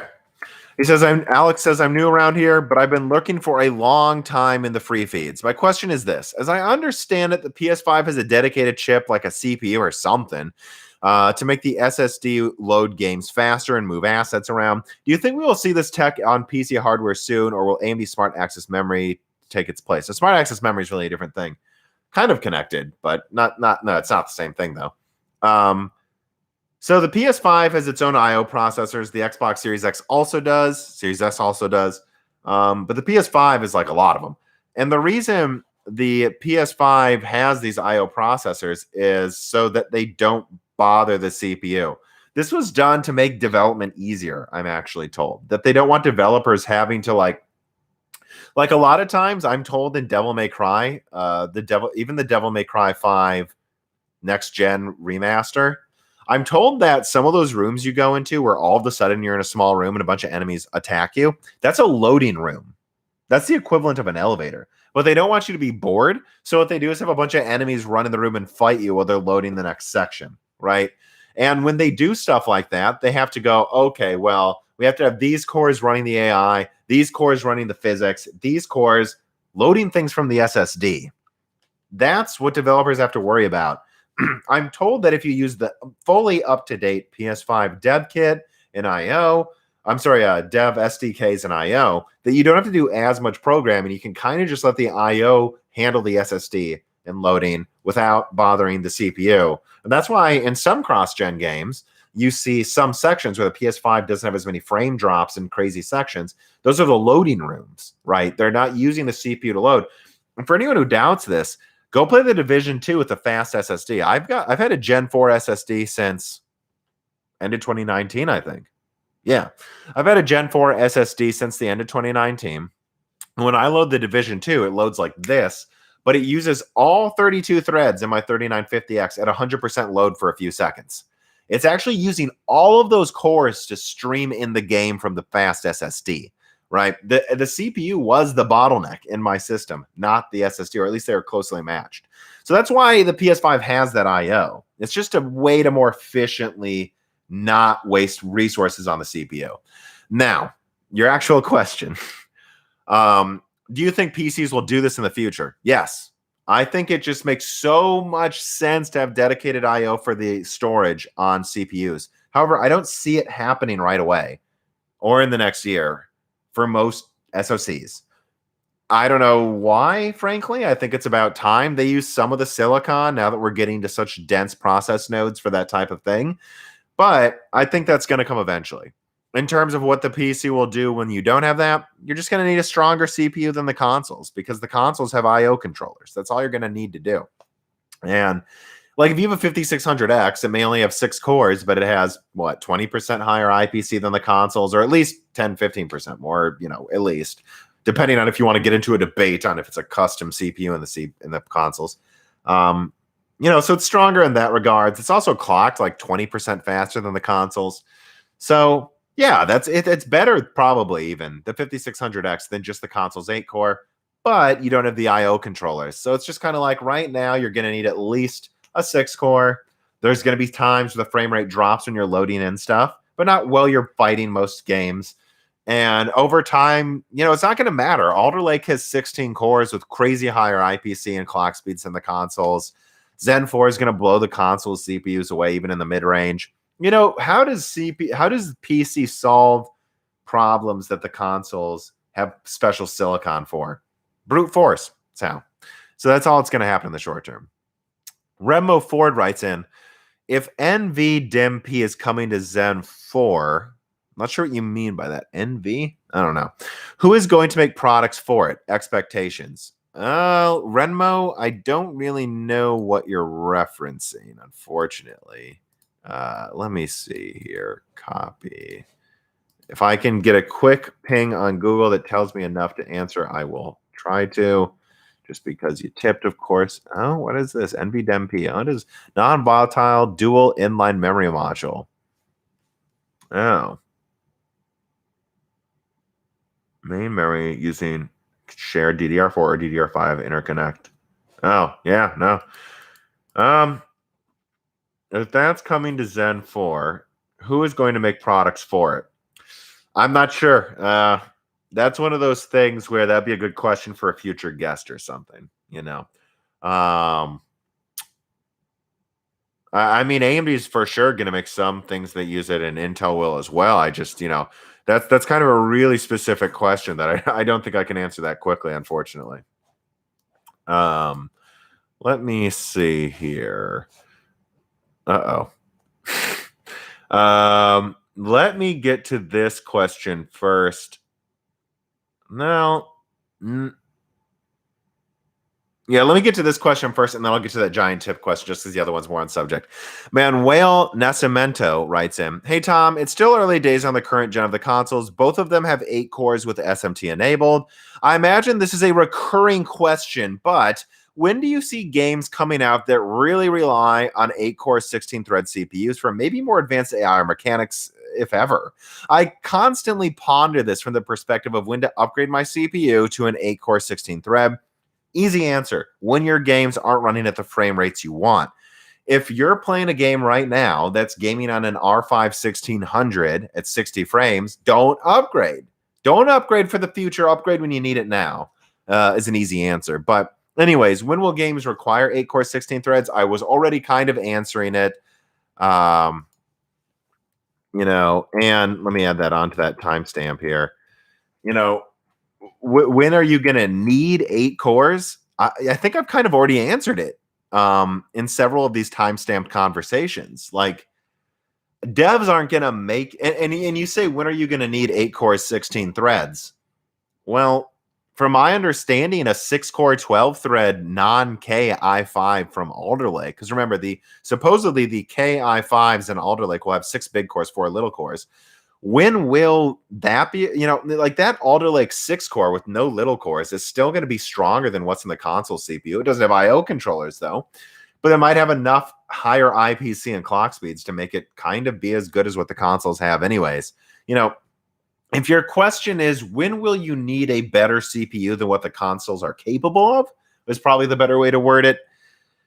I don't know. I mean, 2023. Most games, like I said earlier in this stream, are still built with the base console being the PS4 base or even the Switch, so it's like, or like a 1650 is like or like a 1050 Ti is usually, we want to make sure 1050 Ti owners can use this, so they don't build to the highest end, and right now, for being honest, the consoles are easily in the mid-range for what a PC is. So when he goes, I constantly ponder this. Yeah, don't worry about it. you're going to be fine. By the time I don't know what you have right now, Manuel, depending on how you say it, I guess. If as long as you have like 6 cores, 12 threads or something, or even like a 5.2 gigahertz Kaby Lake or something, 4-core 8-thread, and you just want a game at 60 hertz, I mean, you're going to be fine for a while. I wouldn't ponder anything until your game starts slowing down. And he says, thank you for your work and the recognizing my name during the latest Sacred Symbols Plus. Yeah, I really enjoyed that with Colin. I think I'll be coming on there again, maybe as like a tech consultant. That'd be fun. All right. Silver Knights PCs gives a gigantic tip. Silver Knights PCs is here at the Carolina Game Show, by the way, and I can recommend them. I'll plug their website too. Google Silver Knight PCs. They're a very good system integrator. I've seen their stuff. They do a good job. So, look to them if you want a custom PC. Anyways, the question. During the Polaris launch back a few years ago, a GPU roadmap showed scalability under Navi. Ooh, this is going to be a good question. Do you believe it was referring to the architecture itself being fairly scalable to different die sizes, or that it would have the ability to do chiplet designs eventually? Oh, I love this question. Let me put down a timestamp here. We'll just call it what makes Navi scalable. And I do remember that roadmap. Yeah. You can see the people that work at Silver Knights PCs are smart. This is a good question. Anyways, I remember that, right? They had that roadmap. They're like Polaris. I think they mentioned efficiency. I forgot what they said about Vega or something. It's like HBM and something else. Don't quote me. I could be misremembering. And then, there was Navi. Like, it was like 3 or 4 years away at the time. And they were just like scalability. The way I would put it is and this may be an annoying answer, is it means scalability. So it means scaling past the performance level, let's be honest, they were kind of stuck on since the 290X, right? Polaris wasn't stronger than the 290X. And in many ways, Polaris was just like a 290 with way better efficiency and way cheaper to manufacture on half as big of a die. That was the point of Polaris. And then Vega was, if we're being honest, Vega was kind of like AMD's survival GPU. Like, they didn't have money anymore, so they made like one high-end die that could be used for everything. Whether it's AI, compute, I guess mining it was really good at, or gaming, or mobile. I mean, Vega, people forget that Vega was built to be their everyman's architecture in case they get bought up by someone. So Navi just means scaling past like 4096 stream processors, whether that be in a monolithic die or with chiplets. Make no mistake, AMD has been experimenting with chiplets with RDNA-based GPUs since 2019, right? RDNA 1, RDNA 2, RDNA 3, but they got Infinity Cache working in RDNA 2, and it allowed them to make a GPU that was as strong as NVIDIA's best, the 3090. And so if you're AMD and you get Infinity Cache working, but the chiplets are still having issues, are you going to like delay it another year? No. You're going to get this version of the architecture out now because it works now and start perfecting chiplets for the next one. So RDNA from the get-go has all been about scaling performance as high as possible. Something they had trouble with GCN, whether that's just on a monolithic die with a ton of compute units, whether that's with Infinity Cache, whether that is with chiplets, right? That's what that means. Scaling way higher. GCN was really kind of never built to scale much more than over double the performance of GCN. Whereas RDNA 1 to RDNA 2, double the performance. RDNA 2 to RDNA 3, I expect them to double performance again, or at least be 80% better, which is close enough to double performance, by the way. They'd find some metrics where it's doubled in. And I don't know what RDNA 4 will do, but it's going to keep going. RDNA was built to scale year after year for years, just like Zen did, which is something GCN just always had a problem with. All right, let me see here. I think do we get another question? Yeah. Okay, so I think I answered that one pretty well. Which means I think the most interesting thing about what I just said is just stop doubting that RDNA is going to increase performance a lot every year. Tech Kev writes in, he says, I'm running a 6900 XT. I just wanted a new GPU so a friend could have my 5700G during the GPU shortage. Yeah, I could see that. Like, I got a 6700 XT not because I needed one, but because I wanted to test one, and I knew Dan wanted one, right? And he needs a decent GPU. He's the co-host of our, so I get that why you would get if you could get a 6900 XT or a 3080, and it's like, hey, I can give my friend my old 2080, and I'm helping out a friend. I get that.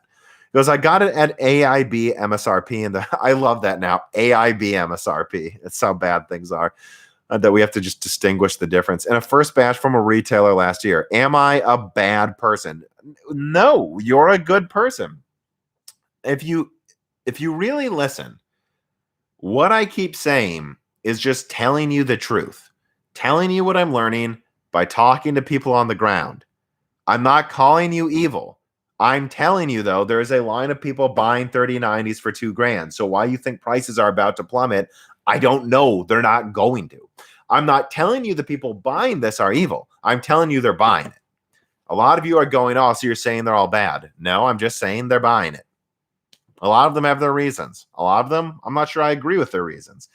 But I think a lot of people lie about what their reasons are. Just admit it. You're getting a toy. You're buying a toy. You're buying a 3070 Ti because you want a new toy. Can you just admit that's why you're buying it, though? Stop trying to convince us it's some big brain move. Some people it is. Maybe you're a creator. 24 gigabytes, that's as many as the Titan RTX had. That's as many as previous gen Quadros had.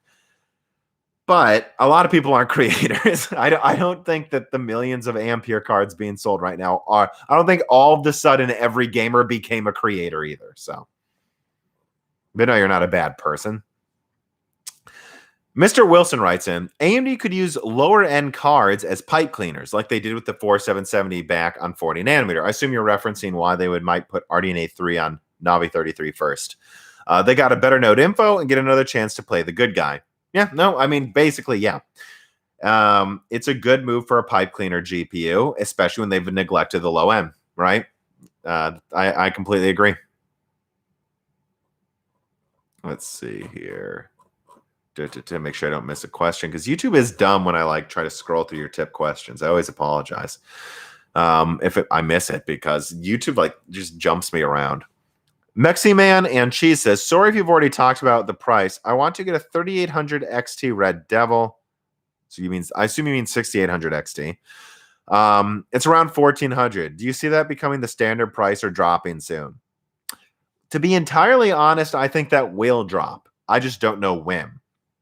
And I wouldn't bet on it. Look, it's hard for me to answer this question because as far as I can tell, people still, most of the mind share is in Nvidia's camp. People want to wait to buy an Nvidia card. And so I think what you're going to see with the 6800 XT is it's going to be very rare for it to ever have an AIB model that gets near MSRP. So I don't think it's going to be easy to find the card you're looking at for 700. But I could see it being $1,000 in a month. I'm not promising you will be, though, because guess what, buddy? We're in back to school season. We're about to be in the holiday season. So you've got these headwinds against prices still. Or maybe you say tailwinds propping up the prices. You get the analogy. You just got to accept that now we're going into the holiday season and prices. Yeah, so I think AMD cards are going to come down in price some. I've said this consistently, though. Prices are going to start coming down slowly, but they're not going to plummet below MSRP. And things like the 3060 are probably never going to be MSRP. And, it's because of how much RAM it has. But it also has a lot of RAM? RDNA 2. So, yeah, I think your card could become $800-900 if things go well, but I don't see it being $650. I hope that helps you make a good decision. I really can't say much more than that. Omega writes in, when ray tracing enabled GPU architectures come to the SoCs on smartphones and iGPUs like RDNA 2 on Samsung's new phone chips, will they still support ray tracing? I assume so. Or will ray tracing module be removed, disabled? Well, with RDNA 2, it's not a module like it is kind of with NVIDIA. And it isn't even really a module with NVIDIA either. If you actually look at it, where are they? Well, I have one right here. The 1660, right, actually did ray tracing better per SM than Pascal did. And that's because it still had some things inside of it that accelerated it. In fact, Titan Volta did ray tracing a lot better than a 1080 Ti, like a lot better.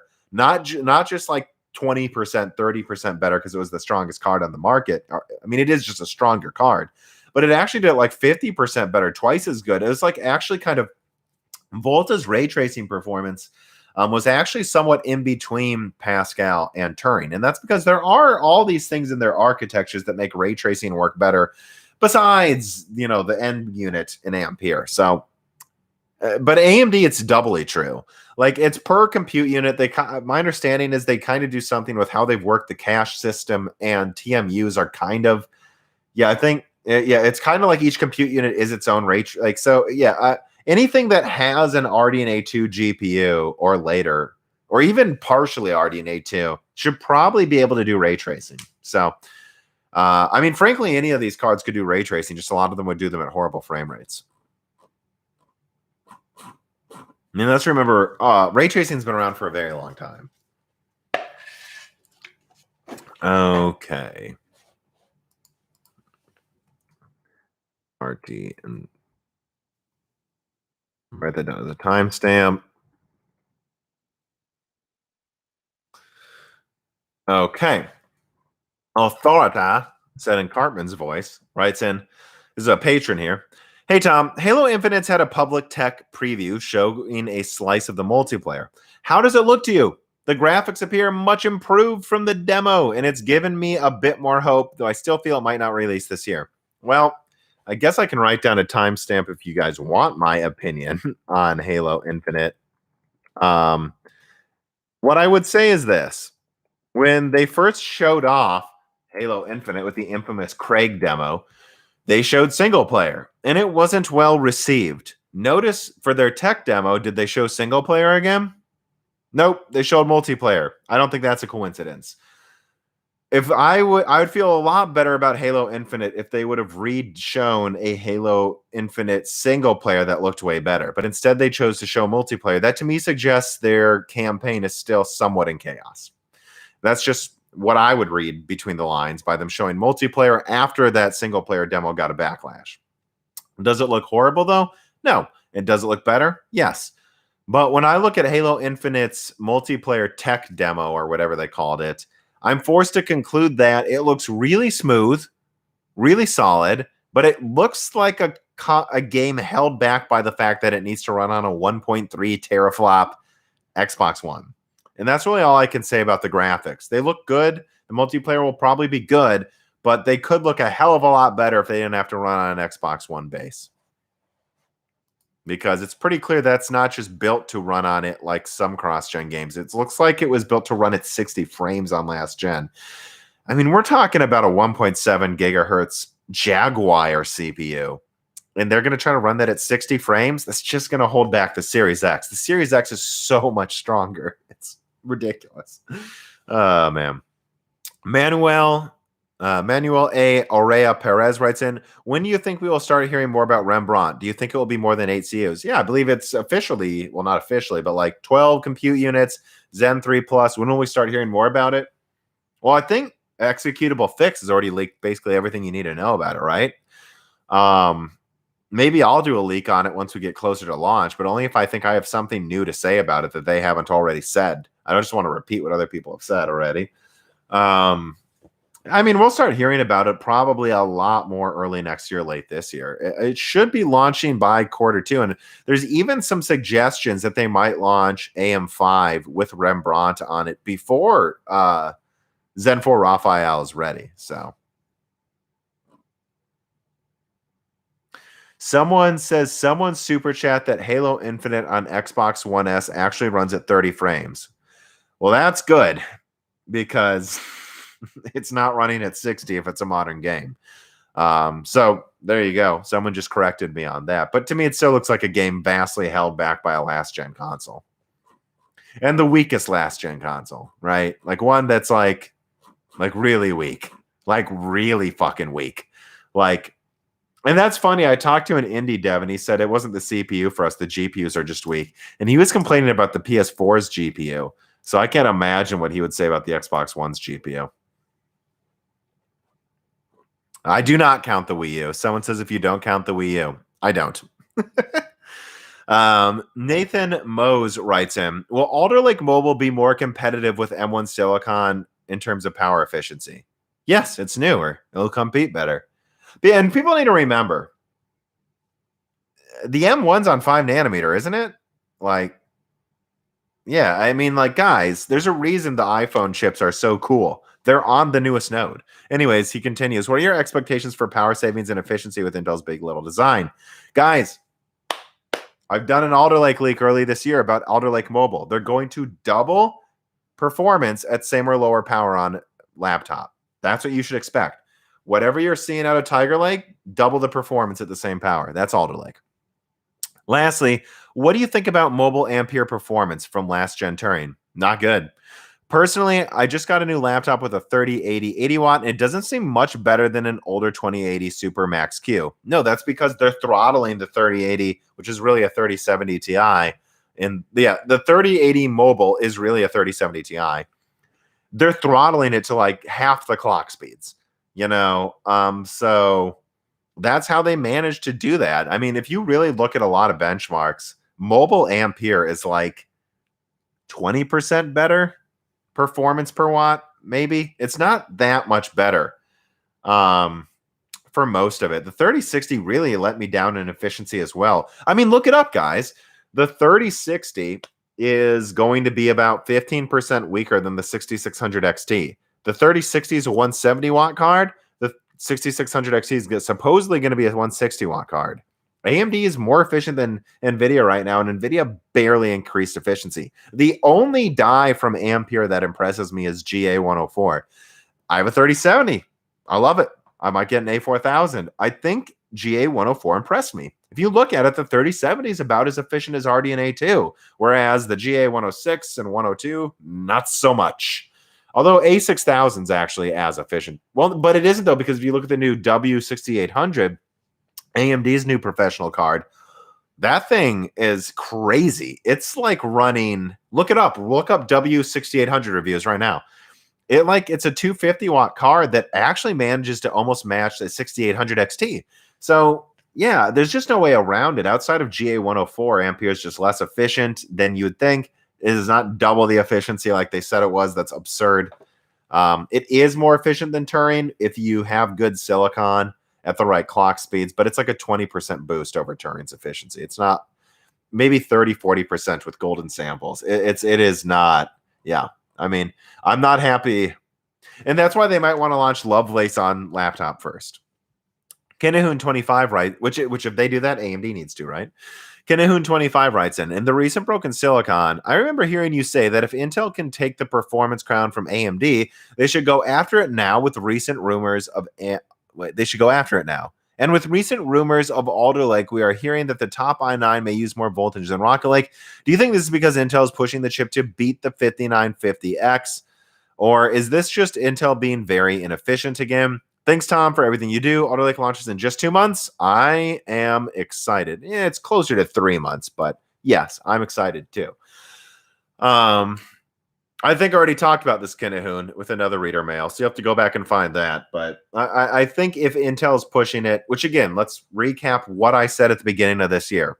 I said, based on my projections from the info I have on the mobile SoCs, Alder Lake should beat the 5900X in game, should beat everything in gaming and beat the 5900X in multi-threading. So if at 125 watts, it was going to beat the 5900X, at multi-threading, I could see why Intel may push it 50%, just may push it like that extra 20% to beat the 5900X, if it means they can then make it a $700 CPU instead of a $600 one. And so they can say they've beaten AMD again for the first time in years. So yeah, I mean, I think that's why they would do that if that is what they are doing. Did I miss any reader? Any tip questions? I don't think so. Okay. Let's see, what question do we have here? Oh, I love this question. I'm glad I finally am getting to this one. I've only got 15 minutes less, guys. If you're going to tip, I never go over 2 hours anymore. So you got 15 minutes to tip if you're listening live. Let me put this here, which I've been talking a lot on this one. Jeez. There's a lot of good questions today. Just a lot of good questions.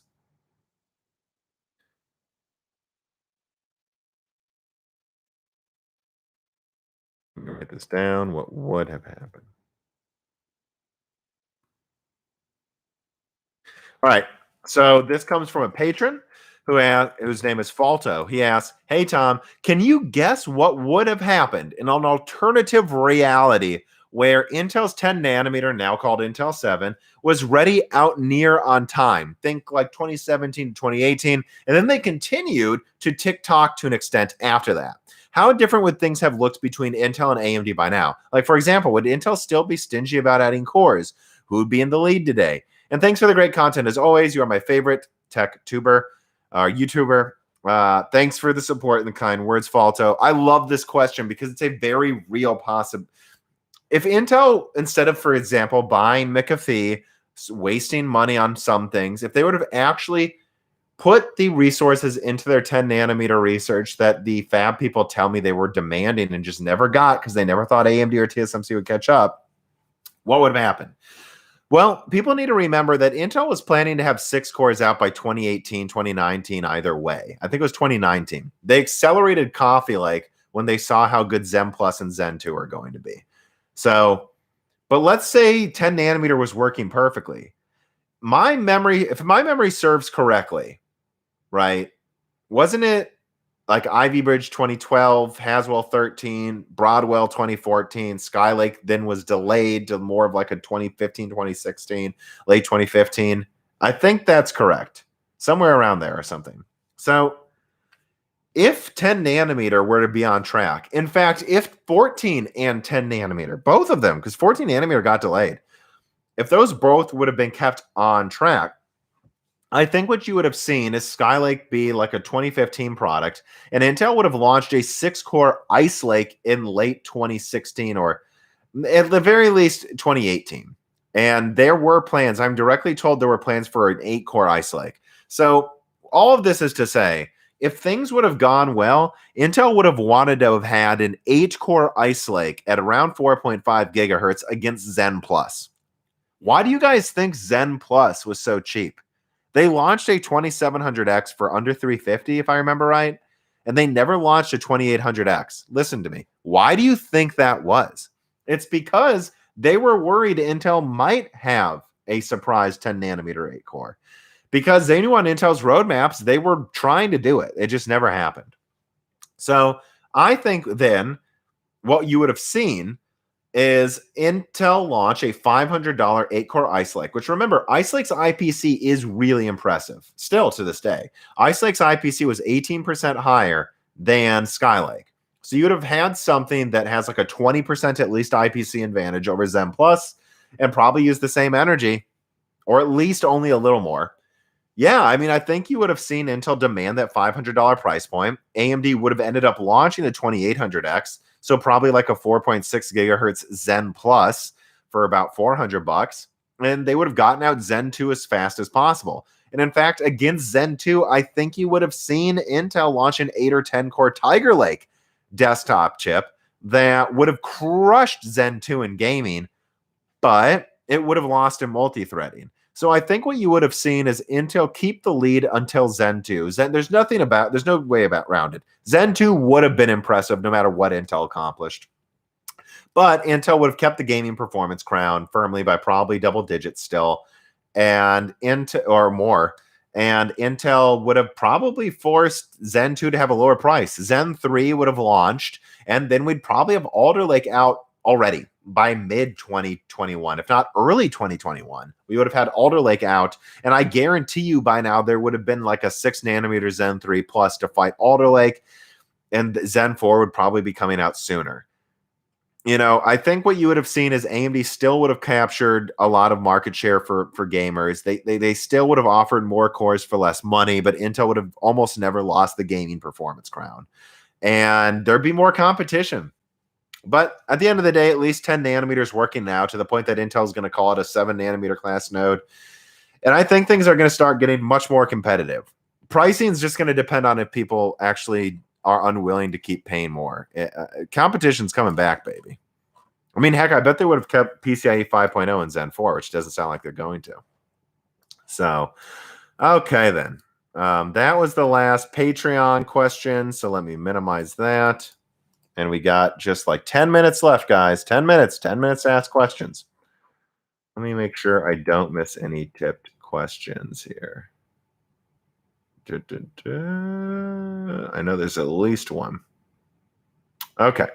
Our Akarsh Aditya writes in, do you think AMD will launch RDNA 3 cards in 2022 November, just like RDNA 2? Lisa Sue says RDNA 3 is on track for a 2022 launch. Well, it is. Yeah, it's on track, guys. I would say it's likely late quarter two, late quarter. It's the earliest is late quarter two at this point, because it takes time once you tape something out. Yeah. So yeah, it's not coming out this year. It's not coming out quarter one. There was some speculation AMD may try to get something out then, and you never know, right? If they could launch a monolithic low end RDNA 3 early next year, first half, maybe. But when do I think AMD will launch big RDNA 3? I think by November, I do. I don't think it's missing next year because AMD knows they have a winner and they're going to get something out at least as a paper launch. Camaro 85 writes in, so will the future Intel CPUs also be able to go all core over 5 gigahertz? I think Alder Lake might. Now, define all core. All big cores? Maybe. I don't know about all little cores. That's what made them always special to me. Guys, all that should matter is performance. Alder Lake isn't going to have much higher clock speeds than Comet Lake, but you know what it will have, if it has higher clock speeds at all? What it will have is 20% more single-threaded performance because of the IPC. And Raptor Lake should bring at least a 5% IPC increase again. Who cares? IPC is what matters. Zen 3 isn't 30% better in some games than Zen 2 because it has 30% higher clock speeds. It's because it has crazy better IPC.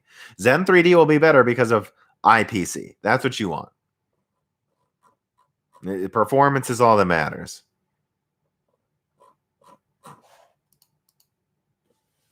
Put down a little timestamp on that, huh?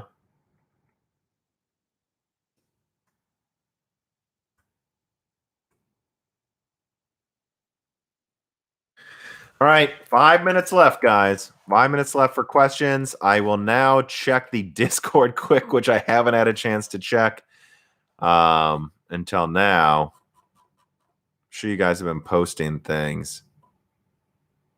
I think I answered those questions. Face plants, by the way. Let me see.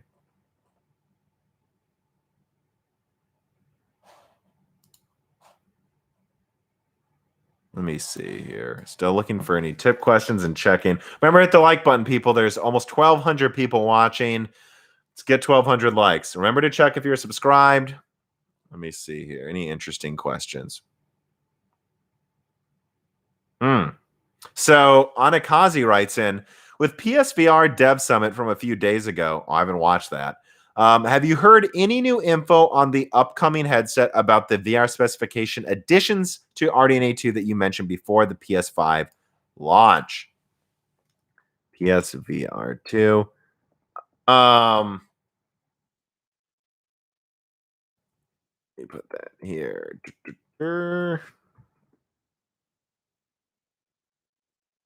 I don't have really anything to add about PSVR 2, except that, again, higher resolution, probably keeping to 120 hertz, using a single cord. Wouldn't surprise me if they have a higher end wireless version of PSVR 2. And there's going to be a VR Assassin's Creed game, of course. So I don't know if I think that's public though. So they're all working on it. It's coming. But I don't really think anything to add outside of out of what I've already said. And what's public. I mean, we already know a lot about PSVR 2 publicly.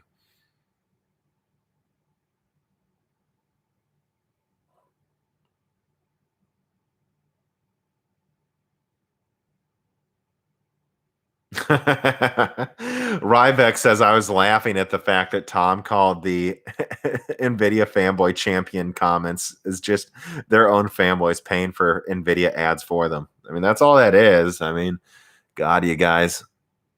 Who cares what it's like, and just remember, I'm just giving my perspective on Nvidia and AMD. I own an Nvidia graphics card. I used to own AMD graphics cards. I have no problem getting AMD again. Although right now I'm mostly looking at Nvidia. So I'm not saying you shouldn't buy Nvidia. I'm just saying I don't think you should pay $2,000 for this. You can get a 6900 XT for less, because I think the 6900 XT is a better pure gaming card. And I see a lot of people say like, oh, what about NVEC and all of this? And it's like, are you actually using that? Some people are. Some people are. I know a lot of people aren't. Murphy's Law is real. Let me put that there. I should put that. Yeah, let me do a final timestamp for the team's Steam Deck that is in the title of this, after all, is it not? Steam Deck. So, okay. Murphy's Law is real writes in from the Patreon. What are your thoughts on a Steam Deck successor if the handheld is successful? A few things, guys. And I'm only reporting the news. I'm not the one making this happen, okay? Developers don't care about the Steam Deck. I'm just telling you, right? They don't. And it's because they saw what happened with SteamOS and Steam boxes and Steam machines, and they said, well, look what happened. When Steam does something when Valve does something half the time, they don't follow through. So what devs are doing is waiting to see if it sells well. And frankly, I don't even think it has the ability to sell remotely as well as the Switch, due to Valve not having as much of a priority and capacity as PlayStation and Xbox and iPhones. So I don't know. I don't know how many they can even sell by the end of next year. If I had to guess, they'll be able to sell maybe 5 million. I'm not even talking about like if people want to buy it. I'm saying I don't even know if they have the contracts. You buy wafers ahead of time to make more than 5 million next year. So they probably can't even do that. But let's say the Steam Deck sells better than that, which I kind of expected to be as good of a Vita in sales as at most. It's not going to come near to Switch sales. Yeah. Murphy's Law is real, says 2 to 3 million. What I hope happens is a community evolves around mobile PC gaming, mobile Proton, mobile Linux gaming, that makes this continue to innovate. So what are my thoughts on a Steam Deck successor? Guys, what I want is a Steam Deck about this big. That's what I want. I don't need, because I see so many people talking about the Steam Deck and saying, oh, but it'll be good for emulators. Well, my phone can run emulators. Maybe not Switch emulators, but that's not what I don't want a 2-hour battery life handheld device that's this big. This is my opinion. My opinion doesn't need to be yours. I don't want one this big. I want one the size of like an Xperia Play or a Nintendo DS. One that's like this big, that folds up, actually goes in my pocket, and can play Age of Empires 3, and can play Halo 2. Well, yeah, Halo 2 would be one of them. Halo 2, Half-Life 2. Maybe one that's strong enough to just barely play, Deep Rock Galactic at 60 frames, but doesn't try to run Control. I'm not playing Control on mobile analog sticks on the go. So why would I need that? What I want is like a 6-hour battery life and a handheld this big. I'll pay more than $500. I'll pay $1,000 for that. That has like an HDMI out that I can plug into a TV so it can be used as a laptop kind of. That's what I want.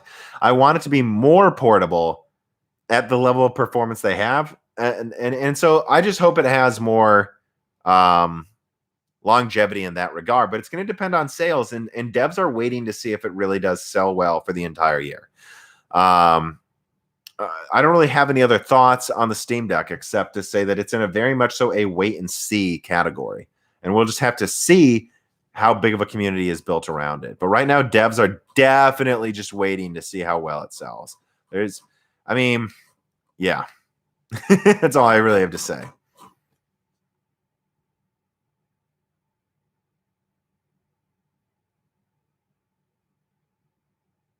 If AMD and Nvidia launch low-end first in 2022, how much do you think it will cost for one of the low-end GPUs? Who knows? It depends if DG2 is aggressively priced. Because you could almost see a 7500 XT being $400 at this point, unfortunately. What I would hope, and again, I think prices should be up a little bit because costs are up. Inflation is a thing. Right. I think the 6600 XT would have been justifiable at 350, but at 380, when the street price is going to be above 400, I just think it's ridiculous. Let me see here. But yeah, so I don't know. I would just hope the 7500 XT is 300, the 7600 XT is like 350 or something like that, but I'm not willing to place bets on that yet, to be honest. For that, you have the GPD Win 3. Yeah, I mean, maybe. I would rather wait for Alder Lake and stuff. Because mobile's innovating so quickly, I'm just going to wait for like Rembrandt and I'm falling apart. You're getting tired. And Alder Lake, right? Or even Meteor Lake and the other ones around there. Battlefield versus COD, which will sell better? Never bet against Call of Duty sales, my friends. Doesn't mean I'm a Battlefield person, though. Is the recent studio from Nixus working on a Bloodborne PC port? Hard to say anymore. Hard to say what's going on with that. All right, guys, that is it. Thank you for watching. I always stop before it hits 2 hours so the stream doesn't get screwed up. I want to thank you all for watching so much. Have a nice week.